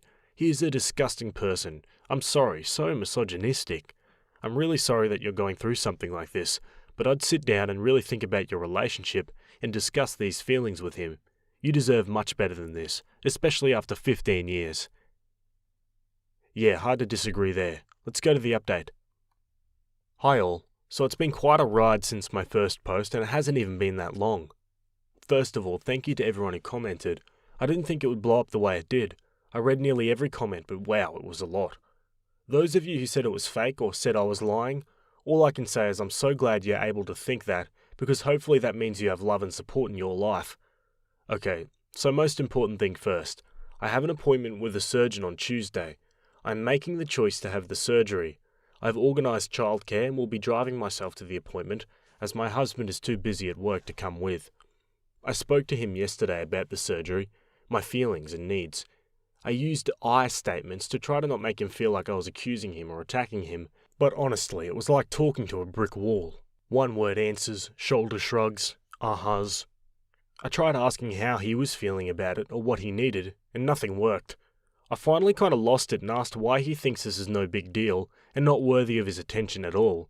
And well, turns out he doesn't think it's that bad, and I'm just being dramatic. I mean, if you ignore the doctor's reports, the imaging reports, the diagnostic tests, and the surgeon report, I'm still not being dramatic. I still work full-time, do all the house and kid duties, run all the errands, and never use my arm as an excuse. So long story short, I'm seeing the surgeon next week, and my husband and I are in separate beds for the time being because I can't deal with his face right now. Everything else I'll work out later once I have more of a concrete plan with my surgery. But thank you everyone. You helped me balls up and take my own health seriously, and do what I needed to do. Alrighty guys, so that's the end of that story. Let me know what you think of it in the comments. I think I'm going to have to end things with the man I love because I don't want kids. My 30 female, boyfriend 34 male, and I have been together for the last 4 years. Our first date was basically our whole life stories and just talking about everything and anything, whether it be deep or not. I would say most of our relationship has been this way. Even when we fight, which has maybe happened a couple of times, We will take a break and regroup once emotions settle. When we disagree, we talk it through. He looks at me like I'm the most beautiful person he's ever seen. He constantly tells me how lucky he is to have me and how I deserve the world. We both love to cook and clean for the other person, so we always have different games set up, and the loser gets to relax while the winner gets to pamper the loser. I know it sounds weird, but it works for us. I love this man so much, and I know he loves me just as much. Now here's the problem. A couple months into us dating, kids got brought up. Communication is super important to me and him, so I told him I didn't want kids. He thought I was joking because all my friends and siblings have kids at this point, and I'm the fun auntie.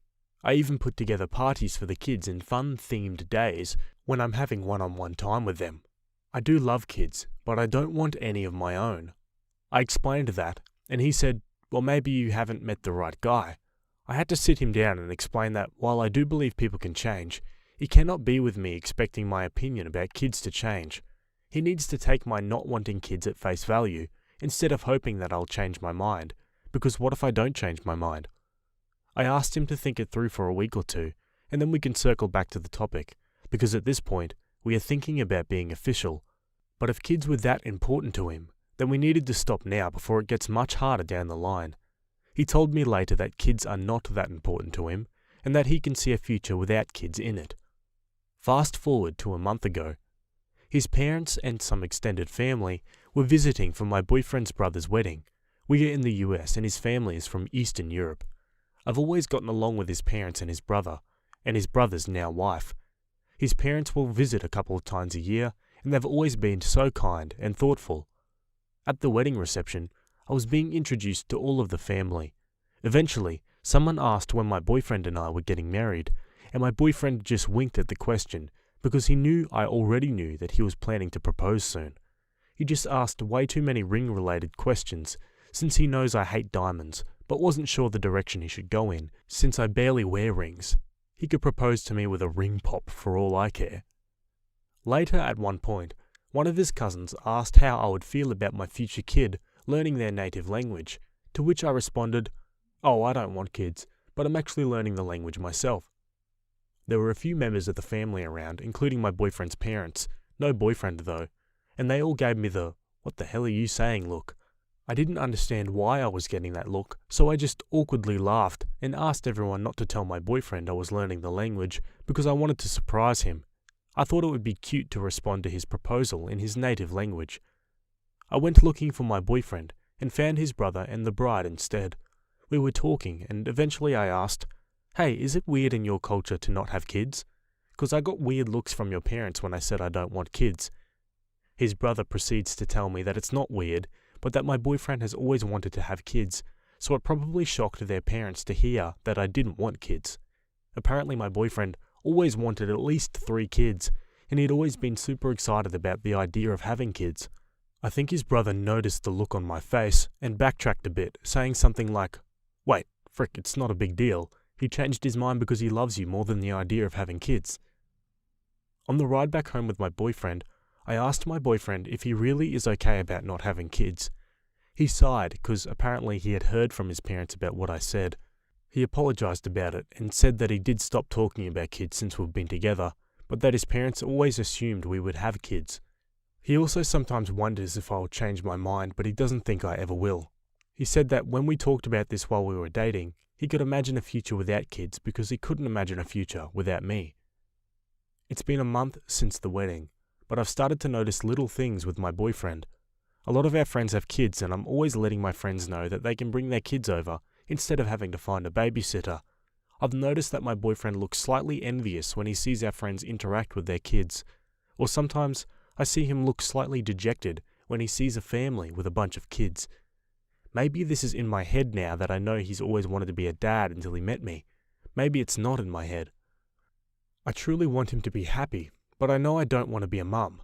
I wish I felt different and I wish I could compromise this for him, but I would never want to bring kids into this world knowing I don't want them. That's not fair to the kid.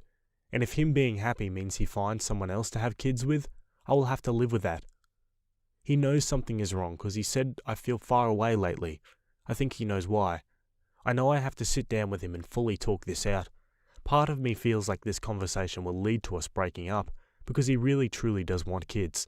I'm also worried that if he stays with me, he might resent me for not wanting kids like him. I just feel terrible. Let's go to the comments. The kid and no kid issue is very real and can cause incompatibility. I think you really need to press your boyfriend on this issue. Maybe take a 2 to 3 week break from him so he can experience life without you to judge for himself should he stay with you or move on and find someone who wants children.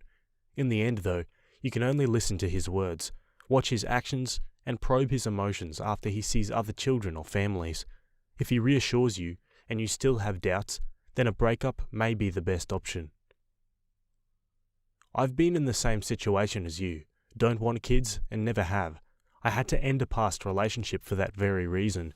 I thought maybe I could do it for her, but in the end I couldn't. It's just a responsibility I never wanted to have. It's a hard decision to make, but it is the right one if you're not on the same page.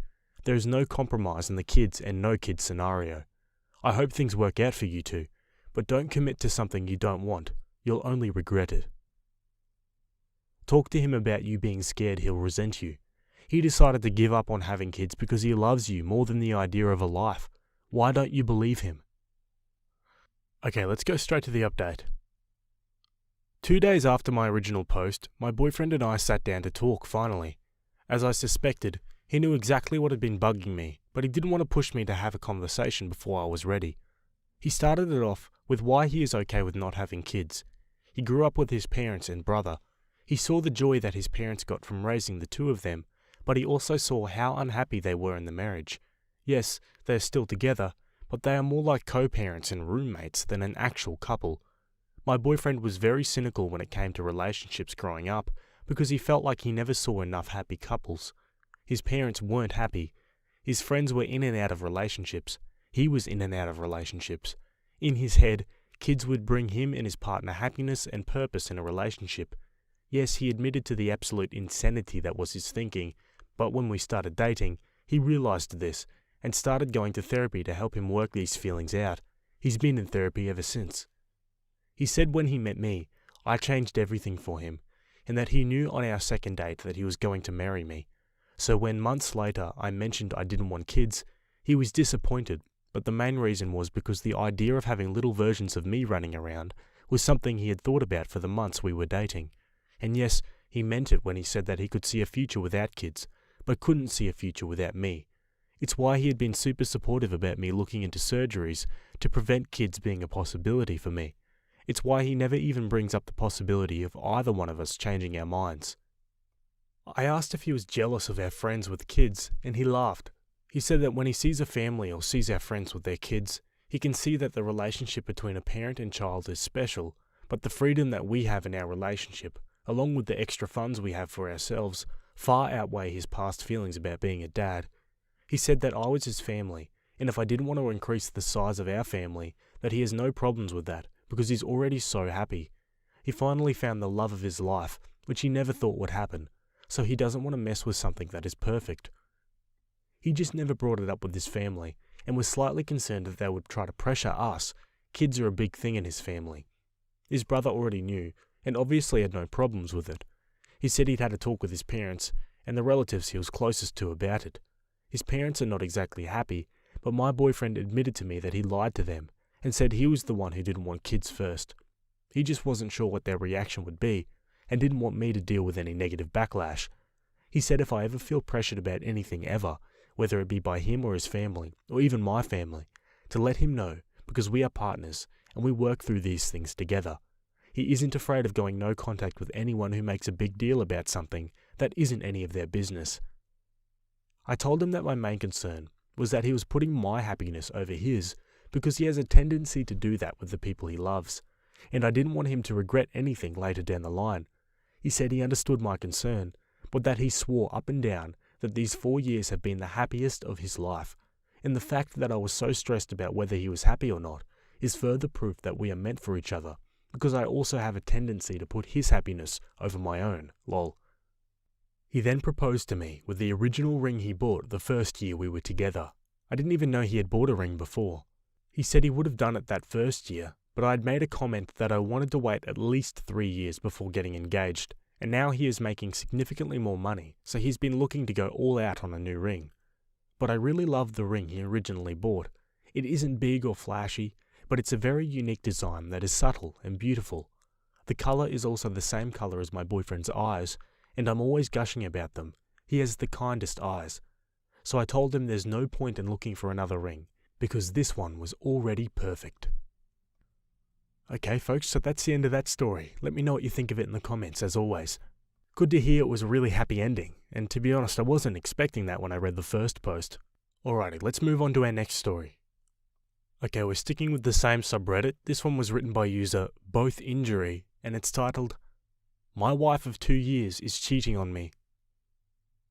Today, I, male 27, found out my wife, female 25, is cheating on me. As with all cheaters, she messed up. She left her second phone home when she left for work. I'm numb because I heard her phone go off, and I assumed she just left it, and we were supposed to meet up for lunch later. But when I picked up her phone, I saw a number I didn't recognize, and the text on there said it all. It read, I can't wait to see you tonight. Yeah, I know that may be just a friend, and this could just be a work phone, but my gut tells me otherwise. I've been thinking about it, and she's been acting weird. She's been working long hours. She's been on 2 girls' trips this month, and she's been randomly called into work on her days off. I don't know what to do. Her second phone has a lock on it, otherwise I'd open it and read the other texts. What do I do? Okay, let's read a few comments for suggestions. Try to keep calm. This is a reflection of her, not you. Make sure you get all the evidence off the phone and give it to a good divorce attorney. I'm so sorry, and keep us updated if you need to get anything off your chest. If she had a work phone, she would have told you about it, and no employer wants to pay overtime unless absolutely necessary. She is stepping out on you. Leave her. I'd also add, keep the second phone and act like you don't know about it. Watch her try to look for it on the down low. All good suggestions. Let's go to the update. Thank you for all the comments. I just finished with lunch with her. I confronted her about the phone, and the look of horror on her face broke what little hope I had left that she wasn't cheating on me. I gave her her phone and told her to open it and show me the text thread and the messages date back to December. I asked her how long she's been cheating, and she confessed. She broke down and started apologizing as I read the messages, which were like daggers straight to my heart. I asked her again how long, and apparently it's been happening our whole marriage. When I told her I don't think I could forgive her, she got mad and drove home, packed a suitcase and left. I'm sitting here on our bed with a mixture of sorrow, pain, and a desire to just wake up from this nightmare. I don't know where I went wrong. Why couldn't I be a better husband to her? I feel so lost and hopeless. She was my everything. Thank you for the support. Update 2. Wow, okay, so I didn't think this post would get any likes or support. Thank you so much for this. I appreciate all the comments and advice. So today I had the locks changed to the house. I called a divorce attorney to help me, and I meet with him in a day, so hopefully he takes my case. I went through some of her messages and her friends' messages to me. Apparently she twisted the story to make it look like I cheated on her and she's the victim. Unfortunately for her, I took a picture of the text that said, I can't wait to see you, and sent that to her family. I don't know if that'll do anything, but yeah. I feel insanely guilty every text I read from her. She called me about 40 times and left voicemails which I immediately deleted. With all the support and help from you guys, I feel like I can make it through this. Oh, also, I did set a doctor's appointment to get tested for STDs. Thank you for all the support, I really appreciate it. Yesterday my world fell apart and you guys are helping me pick up the pieces. My family believes me and supports me, and my friends support me too. I still have a lot of pain in me, but I feel like I can breathe a little better, and as some of you have mentioned, that it can only get better from here. I hope this is the case because this hurt is one I never want to feel again. I'll keep you updated as it comes. Okay, now for another update. A week or 2 ago, I posted about how my ex-wife of 2 years was cheating on me our entire marriage. Ever since then, my life has been in a downhill spiral, and the hurt hurts too much.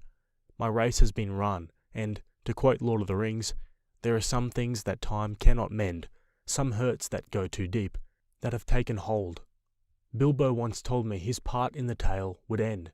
that each of us must come and go in the telling. It's my time to go in the telling of life. I thank you again for all the wonderful comments.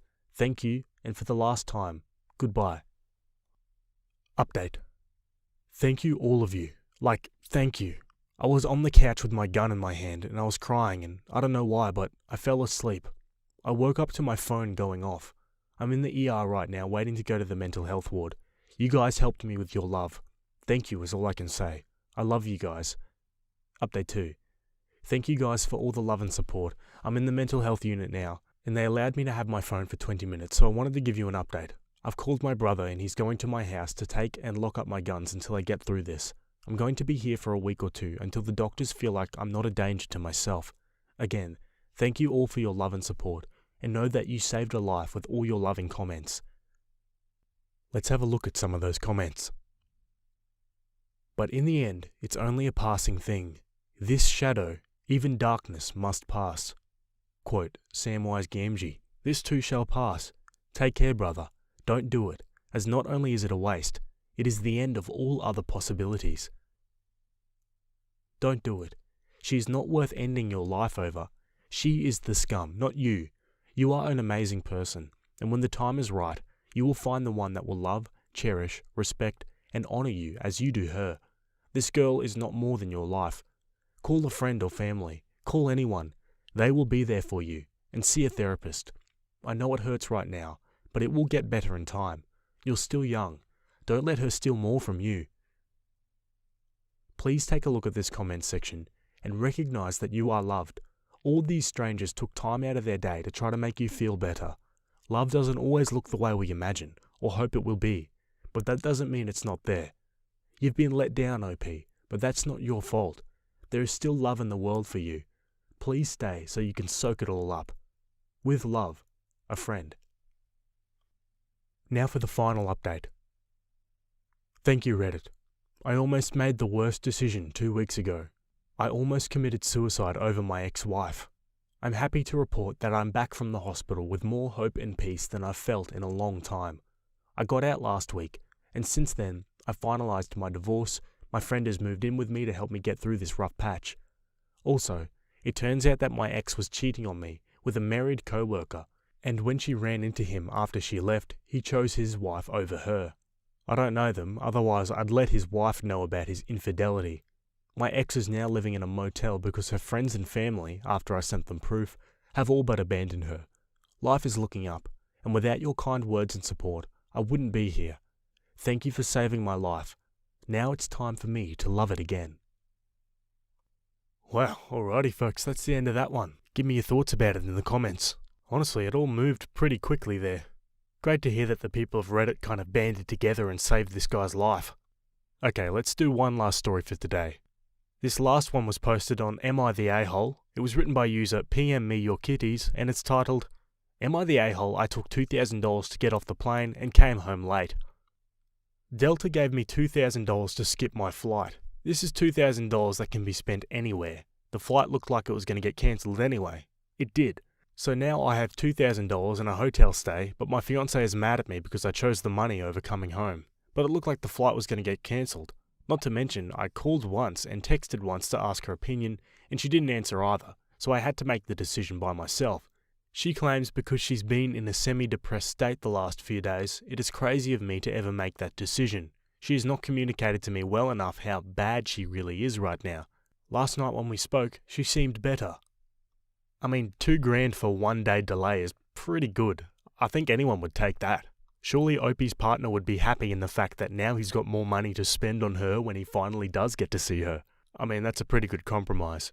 Anyway, what do you guys think? Let me know about this one in the comments. I stalked my husband for 2 years before I formally met him. I, 24 female, married my husband, 28 male, about 1.5 years ago. The first time I saw my husband, I was a freshman in high school. He was a freshman in college. He was walking his dog at the park when he stopped to talk to my brother, 27 male, because they happened to go to high school together. That was the moment I became hooked. That same day, I found his Instagram, his family's social media, and also where he lived, since my brother offered to walk him home while I tagged along. When I got home that day, I knew I wanted him, but of course I was only 14 while he was 18, so I came up with a plan. I found out his younger brother was only 1 year younger than me and would be attending my current high school. I figured that I had to befriend his younger brother by any means possible next year when he moves up as a freshman, while I become a sophomore. And I did. It took around halfway of my junior year where we became best friends, and he invited me over regularly to his house to hang out. This is where I was able to befriend my current husband's mum, and God did she love to talk about him. From her, I found out what college he goes to, his past girlfriends, what his elementary and middle school was, his favourite and least favourite foods, his pet peeves, what he likes, etc., etc. Eventually, when my visits started getting more and more frequent, I formally met my current husband. Current husband, I'll call him E, would come over every other week and stay for either Friday to Sunday or Saturday to Sunday. On those days specifically, I would wear my cutest outfits to impress him, and also joke around with him a lot. Eventually, I befriended him as well. A little background on E. He is the school record holder for a certain sport at my school, which I just so happened to do, and around halfway through my senior year, E came back during the session to help coach the current high school athletes, which included me, in order to get some more volunteer work hours in, and I got to spend a lot more time with him. I loved every second of it. We were friends before, but then we became much closer since I got to spend lots of extra time with him after school, where sometimes he would even drive me home since we lived relatively close. Fast forward to when I had to move away to New York City for college. E moved with me since he coincidentally got a job near my college. Edit, I lied. It wasn't a coincidence. I found out he got a job offer and applied to a college nearby his workplace. Being each other's only friends in a new state, we became incredibly close. We started dating when I was almost a sophomore year of college. He proposed to me after I graduated, and we just got married almost a year ago. He knows absolutely nothing about how I truly know him, and believes it is fate that brought us together through his younger brother. Lately, I've been debating on whether or not I should tell him, or at least his younger brother, the truth, since the only reason I befriended him was to get closer to E.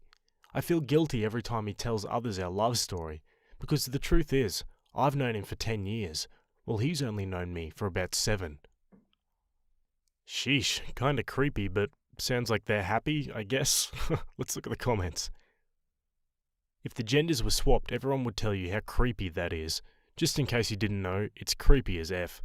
At least it worked out for you, so you never have to stalk someone again. Please take this to your grave so you don't need to do this again. This is so creepy. Take this to the grave, OP. Speaking from the male perspective, I would take this to your grave. Your plan was executed to perfection. The only way to F it up now is to expose it. Don't do it. The risk and reward just isn't there. Never tell him. Frankly, to be safe, maybe even delete this post on the off chance he finds it and connects the dots. It's super creepy and he'd be justified to want to end things if he ever found out. However, what is done, and as long as you're a good spouse to him and curtail any future stalkery behaviour, I say the best thing to do is to continue with your current life.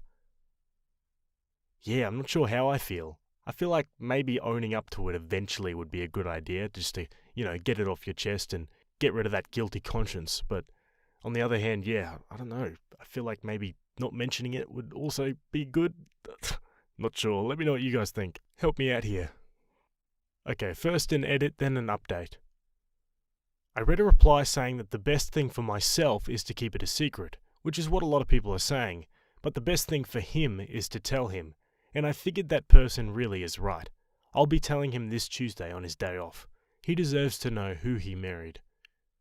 Okay, now for the update. I told him this 4th of July.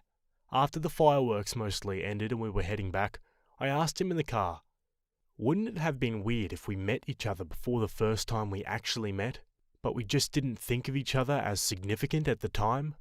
He smiled and turned to me saying, that's impossible. There's no universe where we would have met and I would not think of you as significant. That statement struck me in the heart because I knew I would soon prove that sentence very wrong, but I continued on with my plan anyway.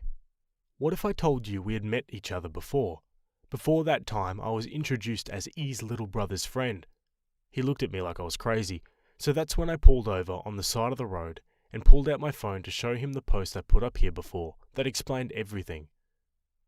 He took about 8 minutes to read the whole thing, and when he finished, he put the phone down and stared straight ahead, almost like he was dumbfounded, scared, and confused all at the same time.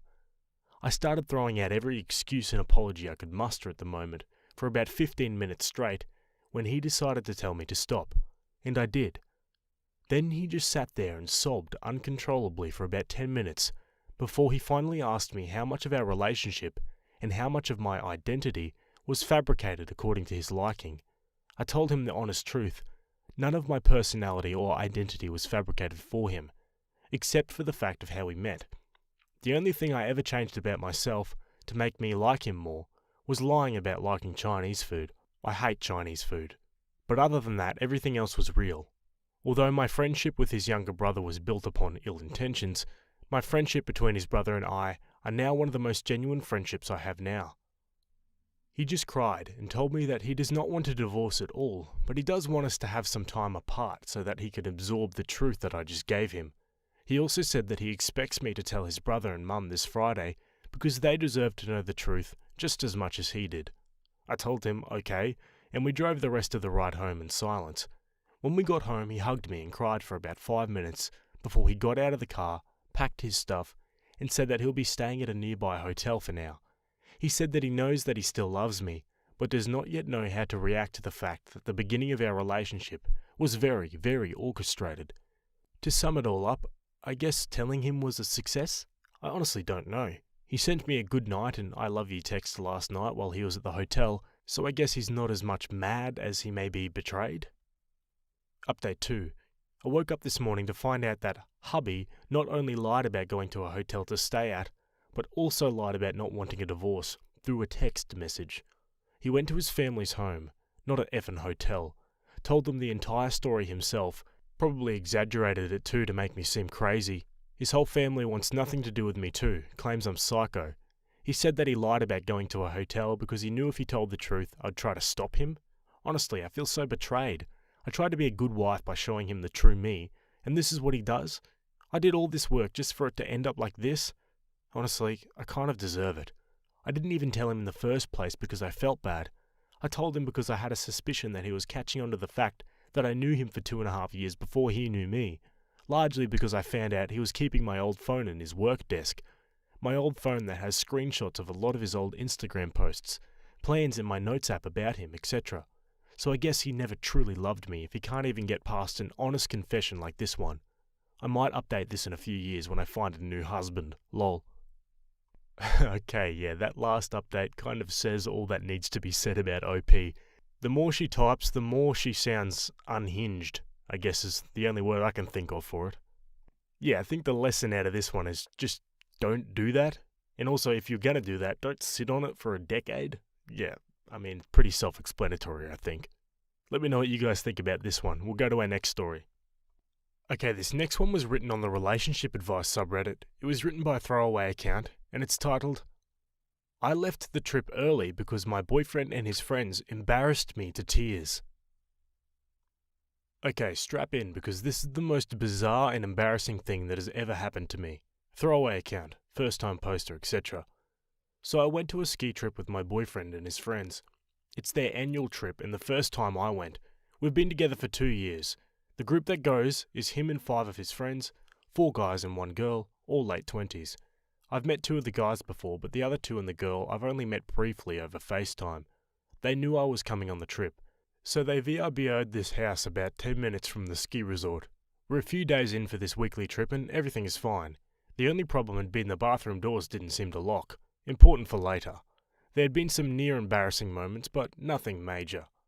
Until day 4 of 7.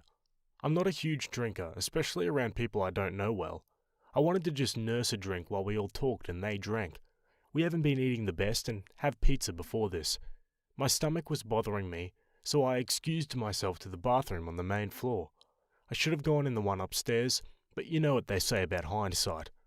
So I'm on the toilet, obviously taking a poo, when the doorknob starts to move.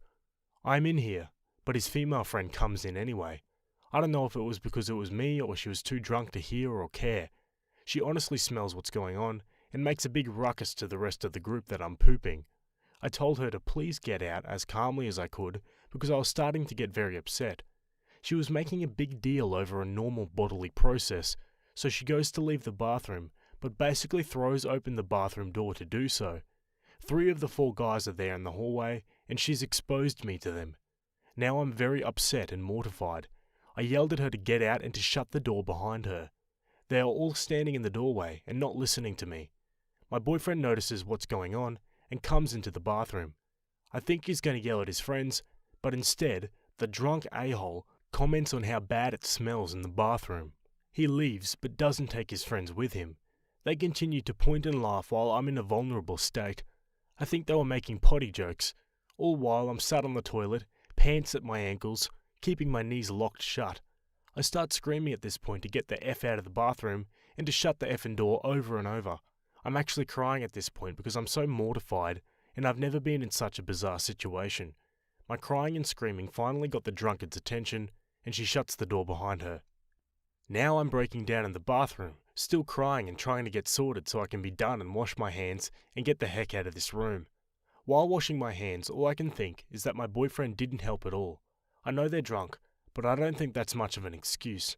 They've just been drinking beer and I think it had 4 so far. I'm absolutely mortified and decide to just go into the bedroom. However, when I came out of the bathroom, still crying a bit by the way, all 6 of them started howling with laughter and pointing at me. It's like one of those crazy nightmares where everything seems more dramatic than real life should be. I just look at my boyfriend, meet his eyes, and everything to show how upset I am, and they don't stop. I go upstairs to our room and pack. I can't go through 3 more days with these people, and I don't want to sleep in the same bed as drunk boyfriend. Drunk or not, they're being incredibly disrespectful and childish. I don't think I've ever been so embarrassed. I finish packing, change my flight to the next morning, and order an Uber to go to the airport hotel. I gather all of my things and walk downstairs to get my coat and leave. They all start laughing when I come back into the room, but my boyfriend finally notices I have my bags with me. I silently put my coat on. Boyfriend yells, "Where the F are you going?" "Airport," is all I say. Now he is yelling and they're all yelling, saying it was just in good fun and I should lighten up, have another beer, etc. No one apologizes, not even the boyfriend. He just seems so mad that I'm leaving. I tell him I'll see him in a few days and walk out to my Uber. Once I'm finally in my hotel room later, I curl up in bed and cry. I definitely did not see this being the way my trip ended. Once I flew home the next morning and got back to my apartment, I had so many texts, missed calls and voice messages from boyfriend. They ranged from apologetic to angry to accusing, as if I did something wrong by going to the effing bathroom. I haven't responded yet and he comes home in 2 days. I haven't even read all the texts because it got me even more upset. How the frick am I supposed to face these people again? It just seems like the most bizarre and surreal experience. I think I'm more upset that my boyfriend did nothing. Even when I was screaming and crying, he didn't stop me from leaving. He didn't follow me out. He just yelled at me and asked me where the F I was going. How could he not make sure I'm okay? Even now, I was upset enough to leave and his texts that I did read are not supportive. No apology. Basically, I put a damper on his trip. I'm dramatic. It wasn't that bad. But I made a terrible impression with his friends. What about their impression to me? Because I'm having some pretty strong thoughts. Right now, I still have a boyfriend. That might be changing in a few days. I love him, but do not like his reaction to all of this. Why the F am I getting blamed? I did not receive this type of deal breaker. Yo, this is bad. I think she definitely needs to get out of this relationship. If that guy can't support her in that situation, then what's to say he's going to support her in the future? For anything, really. Let's check the comments. F that guy. The fact that he wasn't furious with his jerk buddies invading her privacy shows his character. You weren't his girlfriend that night. You were their entertainment. Dump his butt and never look back. He obviously does not respect you. He's worried about what his friends think? Really? Boo frickin' who for him? He's an ass. Don't waste any more of your time. I'm sorry, OP. It sounds just awful. A lot of people say that relationships take work, and that's true, but not this kind of work, and not this early in the relationship. His actions were cruel and sadistic, and his response has so far been obtuse or worse. Do you want to be with someone who is capable of treating you like this?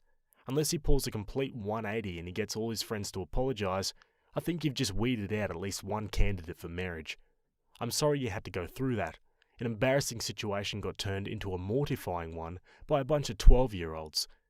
By the way, I'm a guy. I was in a frat in college. If a bunch of brothers had pulled crap like this on the girlfriend of another brother, they would have been hauled before the internal disciplinary committee and had their butts handed to them. Yeah, hard to disagree with these comments. Let's go to the update. Hello fellow Reddit people. I wanted to update earlier, but there's been a lot going on. I got a new phone and lost password, Reddit blackout, etc. I did get to finally read more comments and messages. Thank you all for the kind words and support. I'm on mobile FYI. See profile for first post. Possible trigger warning, drug use. So boyfriend came home a day after I did. He called me before his flight and asked to come over to my apartment when he got back. I agreed. I needed a flippant explanation for their bizarre behaviour before I could decide what to do in our relationship. He's been wonderful and respectful for 2 years, and then that? At that point, I decided I didn't want to see his friends again. They're unimportant to me. So he gets here. I let him in, and right away I see he is noticeably nervous and twitchy. He sits on my couch. I sit separately on my recliner. He blurts out, "Are we over?" Depends on what you have to say, unless you want it to be over. He says no, before I finish. Okay then. So I tell him to explain what the F happened. So, he and his genius friends took LSD and shrooms. Female friend took shrooms only. The guys were a mix of both with alcohol. My boyfriend said he took LSD only. I flipped a bit. Why the F didn't he tell me? What if one of them had a really bad reaction or trip? Shouldn't the one person who didn't take drugs know they did to be able to keep them safe? I've done it and wouldn't have judged them. He knew I'd tried it in college and had a bad time, like nightmare fuel bad. No real answer on that. It is his decision to take something like that, but I'm more upset that they weren't really safe about it. That wasn't okay to omit that. He agreed that it was a dumb decision. He said it's been about 6 years since they last tried it. I asked him to explain his a-hole behaviour the next morning then. He said he and his guy friends didn't really remember the reality of what happened, but shocker, female friend, B, did. The B that she is laughed when explaining it later that afternoon. The guys were horrified. Boyfriend is rethinking friendship with her. I said I never want to see her again. Not an ultimatum, just a fact. So once he knew, he was embarrassed and didn't want to apologise over phone or text, so he came home early. He took the time to get his itinerary and thoughts sorted, he says. He asked for my side of it, and I just let him read my first post. It was too hard to say. He gave me a huge hug after, apologising between forehead and cheek kisses. We agreed to work through it. I could practically smell his relief. He thought I was done with him. I did too before we talked and got an explanation. We set boundaries, no secrets, even if we think the other is going to be upset. Better to talk through things than to have issues later. My main sticking point was I didn't want that B in our lives. The fact that she acted that way when she was mostly sober and could recount the entire thing while laughing is unacceptable. I don't know what kind of personality trait or disorder makes that possible, but I don't give an F. She's disgusting. He understood and messaged the guys in front of me. He told them I was giving him a second chance and he explained what happened. They asked if they could FaceTime us later to apologise. We said yes, but without B. They understood and agreed. Their apologies later that night were all very sweet and genuine. Boyfriend spoke with B a few days later and then blocked her, all while beside me. These last couple of months, he has really stepped up and shown me how important I am to him and how much he loves me. We've both upheld our side of the boundary of no secrets. It's actually been awesome to just talk through any issues and feelings, etc. We were great before this bizarre incident, but things are strangely better now. I wouldn't have thought that when I wrote my first post. We're talking about moving in with one another next year. B did try to reach out several times, but more so after my post was on TikTok. She was screaming that I needed to take it down. It's not like anybody has any idea who she is IRL, for F's sake. The drama. Boyfriend's friend group has all shut her out since the trip. Apparently she's always had an excuse about why a new girlfriend of theirs didn't like her or misheard her. She's created more issues than they realised during their 14-year friendship. My boyfriend knows I have no issues with him having friends of any gender, but agrees we don't need her stereotypical female best friend behaviour in our lives. I don't know if she has feelings for any of them, or just likes their attention, but whatever it is, no longer my problem. I don't know if this is the update you hoped for, or if you were all rooting for the boyfriend to get dumped hard, but please know I'm genuinely happy with my outcome. Thanks for taking our own crazy trip with my story and update. Had to make light of it. You all have been wonderfully sweet and supportive. It was incredibly appreciated. Okay folks, so that's the end of that story. Let me know what you think of it in the comments. Seems like that drug use kind of explains the bizarre behaviour from the boyfriend and the friends. Good to hear that they were able to work through it and that Opie's happy. Anyway, let me know what you guys think about this one. Either way, that's it from me today. Hope you guys enjoyed those stories. Thanks for making it to the end, and I'll see you in the next one. Have a good day. Bye.